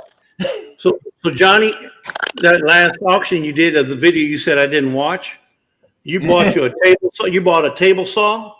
You bought a little toolbox, little whatever. See what I said? You don't watch my stuff. And then you bought a Jeep. Then you also walked over and watched a truck that got beat up by somebody else. So don't tell me I don't watch your videos, Bubba. I watch them. Hey, I may not always leave a comment, but I do two watch auction videos out since that video. I watch them too. Which one you want to know about? I'll tell you about all of them. Yeah. Tell me He about my does last one. May not hear. He does that sometimes because he didn't leave a comment on my funny video with the Shania Twain, but he watched it. So he I does did. it for everybody. Yep. I do that too. I go and What watch about all my the last videos. one, Jesse? Your last what? Your last video? My last Yeah. auction video that I just put out 2 days ago. Actually, I just put it out yesterday. Put it yesterday. Oh, I haven't watched that one yet. I haven't watched that one yet. I don't watch them right when they come out either. How about so, the one you know. before that I put out last Friday? Because it wasn't the one you described. Which one was it? The one? Which one was it? Was it the one that not the Amish? Because that's the one you bought the tools. Yeah. The ones where you were looking at. You were looking at a bunch of week later. Yeah, you were looking at a bunch of chains on the ground, and you were looking at all the farming equipment or whatever, the homesteading equipment out there. I don't even remember what you bought. That's the one with the saw and stuff there, isn't it? Which one? Is that the one that the saw was there along the building, the table saw? I don't know. They all run that was 3 videos. That was 3 auction videos ago. I'm hearing the feedback. Is that me or is it somebody else? No, it's my phone, y'all. That's why I keep pressing my mute button so y'all don't need to hear it. I got something on back there. I said, keep I hearing me. kept thinking somebody's eating ice or something. Yeah, it's a Cracker Jacks box. Well, I thought maybe it was Lisa. Lisa was watching it back there. We're getting feedback. Angie's out. Good night, Angie. Night, Angie. Angie. Bye, Angie. I love you, Angie. Good night, babe. I actually had a guy come up to me today at the auction. Oh, And speaking of that, he walks up to me and he says, "You do auction videos all the time, don't you?" And I said, "Well, I do a few." And he goes, "I don't know how you get away with it." And I said, "What do you mean?" He said, "You went to that one at Leach last week." And I said, "Yeah." And he said, "They ran me off from there." He said, "I'm a YouTuber too." And he said, "They ran me off, told me I could not video." And I said, "Well, you know what they did to me?" They said, "Hey, are we going to be on Channel 8 News or something like that?" I said, "I put it all in the video." And I said, "They didn't say a word to me." And he said, "Well, I don't know what I did, but they ran me off." Well, I had one person that tried to tell me with the one I just put out today, you can't do that. You got to go get consent from all them people. I said, Not public. in a public place in the state of Kansas, you have no right to privacy in a public place like that. well, there's no expectation. There's no expectation of privacy whenever you're in public. Right. I mean, So they can ask me not to, but that doesn't mean. Well, this fella, he told me, he said, this is where I do all my video. And he said, I do this auction right here. And I took that as, this is my turf. Yep, exactly. And I was like, well, you know what? I said, I have not heard of you. Even though, he's got a channel. I looked him up. He's got, he gets pretty good views and stuff like that. But I said, I've not heard of you. So obviously we have a different audience. I said, so we're, it's not no big deal, and so. Do you know there's 100 million YouTube channels? Yeah. There's no way you're going to be able to cross. And there's billions of folks that watch it. Exactly. So, that's what I tell people. There's a butt for every seat. So we're not in competition or anything like that. So if me and Dale were at the same auction, it's fine. It's not a big deal. There's gonna be first of all, it's not like we're gonna glue our cameras together and we're both gonna have the same view. Even if we're at Right. Yeah, you You know get what a I mean? totally different perspective. Because, perspective, like I said, Brandon Eddie was there videoing today. Walker Farm Fam was there videoing today. Dutch was there. What's the other one? Dale, Arms. Arms. Yep. Yep. So, and they were all videoing there today, and it doesn't matter because we don't have the same audience. You know what Right. I'm saying? And it's a different viewpoint. Right. It's a different viewpoint. different storyline. Right. Yeah, because I videoed all the stuff. I bought a truck load of stuff today. So I mean, I barely had room to get it all home, and so it's a totally different deal. You get different comments from like the people talking to you. I don't know how many people I had come up and talk to me today. There was a bunch of them.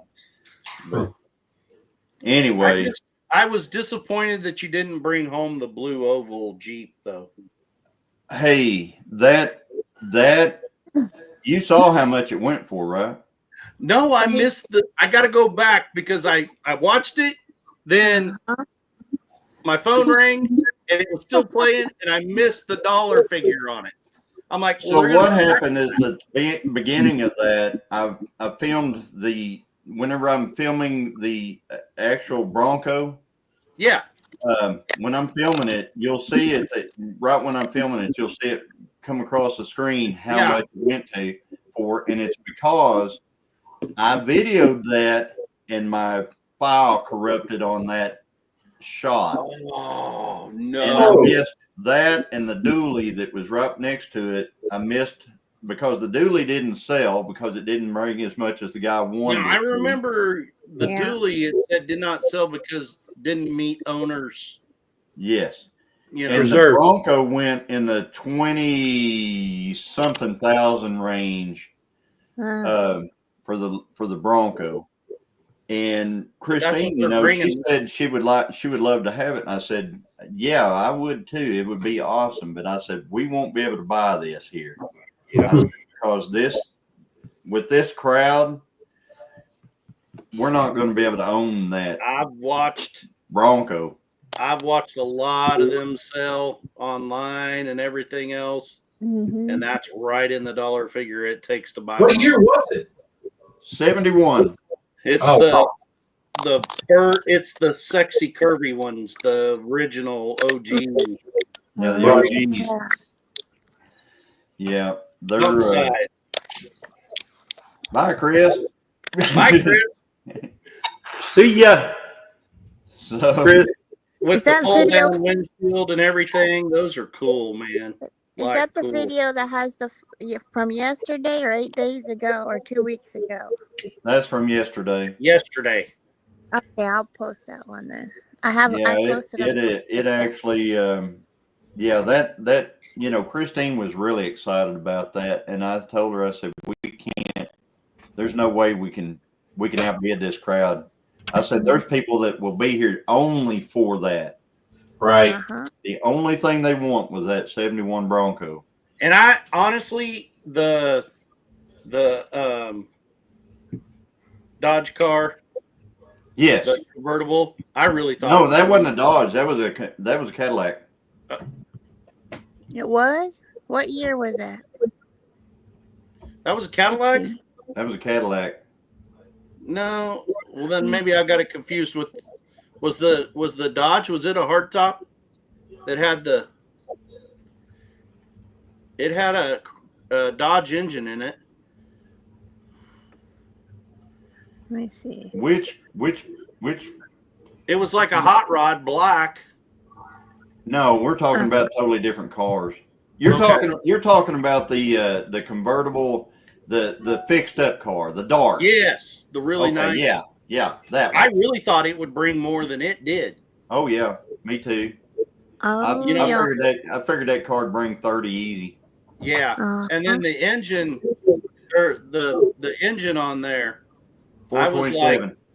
I was like, you can go on Summit and buy one for about that money, Mm-hmm.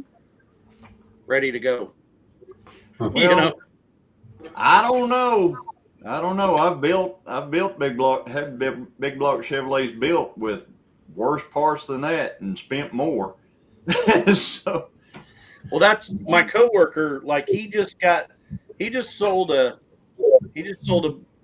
big block that he built himself in his garage. You know, and he told me, he said, I'll never build another one.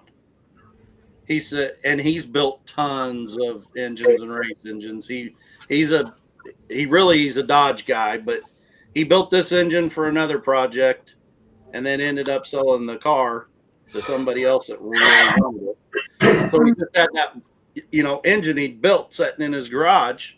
yeah. And he said by the time he got done paying all his machine work, and everything and all the right parts to put on it, good heads and everything else and intake. He said, by the time I got done with that, he said, I'll never build another one. He said, I'll just go on Summit and order one. Yeah, that big block Chevrolet that was in that video had Brodix heads on it. It had a factory steel crank in it, but it had the SRP. Yep. It had the real good steel H-beam rod in it. It had the pistons in it were, because there was a paper on top of it that listed all the things that were in it, and it had some good parts in it. And if you put all that stuff together and tried to build it yourself, it'd been it would have been quite a lot more than 3,000 or 3,100 or whatever it went for. And the one of the things that people liked about it, it was an actual factory 60. The block is a 69 427 out of a vet. That's awesome. So so there was that was going for it and stuff like that. So of course it didn't have the right rectangle port factory heads or any of that stuff on it, but the Brodex heads, those are expensive heads. Yeah, it's not like he had Speedmasters or something on it. I mean, it had Brodexes on it. It had some good heads, but and it was a brand new engine. The only time it had on it was dyno time. That was just running it on the dyno. So, but anyway, Vintage Vantage Points Sunday at 5:00 says heard that outdoors. All right, so hang on here. So let me put that up here. Heard Randy's going to bed, and they wanted to show Vintage Vantage Points Sunday at 5 p.m. So that is Randy from Heard That Outdoors and Tom from At Home with Tom and Rhonda podcast. Yep. So I need to go to Vintage Vantage Points, and if somebody if they could throw Vintage Vantage Points up in the chat, that would be awesome. Night, Amy and Chris. Night, Amy and Chris. Hey, this is almost like one of their lives. What are we working on? Hey, almost 4 hours. Randy, can you drop their YouTube, because I went to look for it and I'm not sure if that's the one. So I know I heard that it means well, but Vintage Vantage Point is basically, that's just a nice way of saying old person's viewpoint. Yep. Old geezer's viewpoint, but he didn't want to put old geezers because they're both old geezers. So Vintage Vantage Point. That's all it is. So if y'all want to know what an old geezer's vantage point, go check out that podcast. Yeah, he said they're going to have like guests and stuff on there, and they're going to talk about stuff, And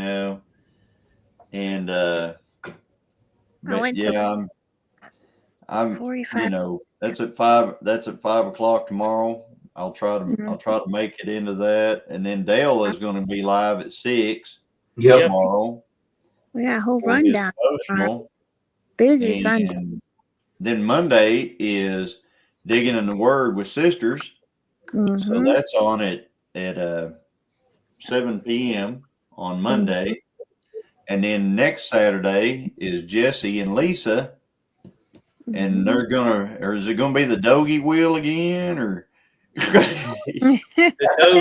Well, the Doge will be there. The Doge, okay, the Doge will be there. Man, there is a lot of vintage fan. There's a lot of those on there. There's a lot of vintage points. Yeah. So, Randy, which one First is one it? that comes up has 19,000 subscribers, but it's At a home garage. with Rhonda, Tom and Rhonda live at 4. So you're saying you're going to be at home with Tom and Rhonda live at 4, and then we go from there to Vintage Vantage points? Is that how it's going to work? It might be like Tom it and might Ron- be like mine. It might be like they made a podcast on one of the other channels. Mm. Okay. Can you drop their? Yep, he says. Yeah. Yeah. Yeah. So we got to go to At Home with Tom and Rhonda at 4. Let me look at that up.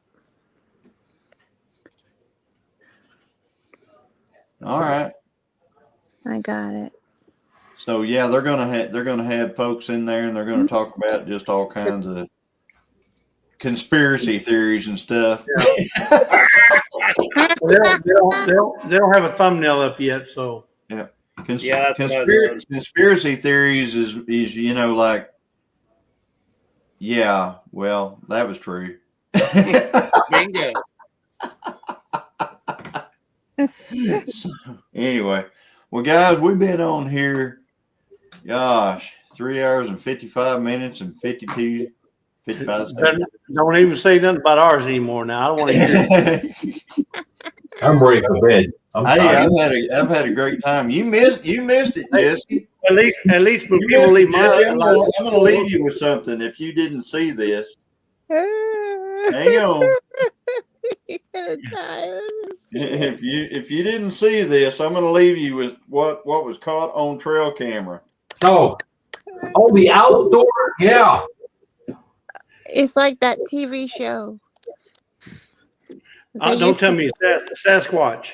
No, Oh, well, it's kind of like no. Sasquatch. There's some squatting going on, kind of. Outdoor bidet. Outdoor bidet. Huh? Yeah, that show. Can you believe that? I can believe it. That's I can believe real. anything. That's in Oklahoma. I believe anything. Hey, Lynn, the okie dokie. Lynn was here. All right. Yep. Old school perspective from old farts is what he said. What I tell you. So I may not always be guys, right, but I'm right. we're going to hop off here. 3 hours, 57 minutes, and 18 seconds. I appreciate y'all being here. And yeah, go out with a dang bang. Yeah, that's dang bam. Right. Yeah, I bet there was some bam going on. But anyway, thank you, Evelyn. Evelyn's throwing up stuff about the 10 Killer YouTube meetup, and we're so excited to see all you folks at the meetup. That's going to be so awesome. And yeah, go get you a shirt. Everybody here will have a shirt before Gilliam Farms has a shirt from our own bonfire. You guys have a great night, and we're gonna end this stream now. You got to pay that ship.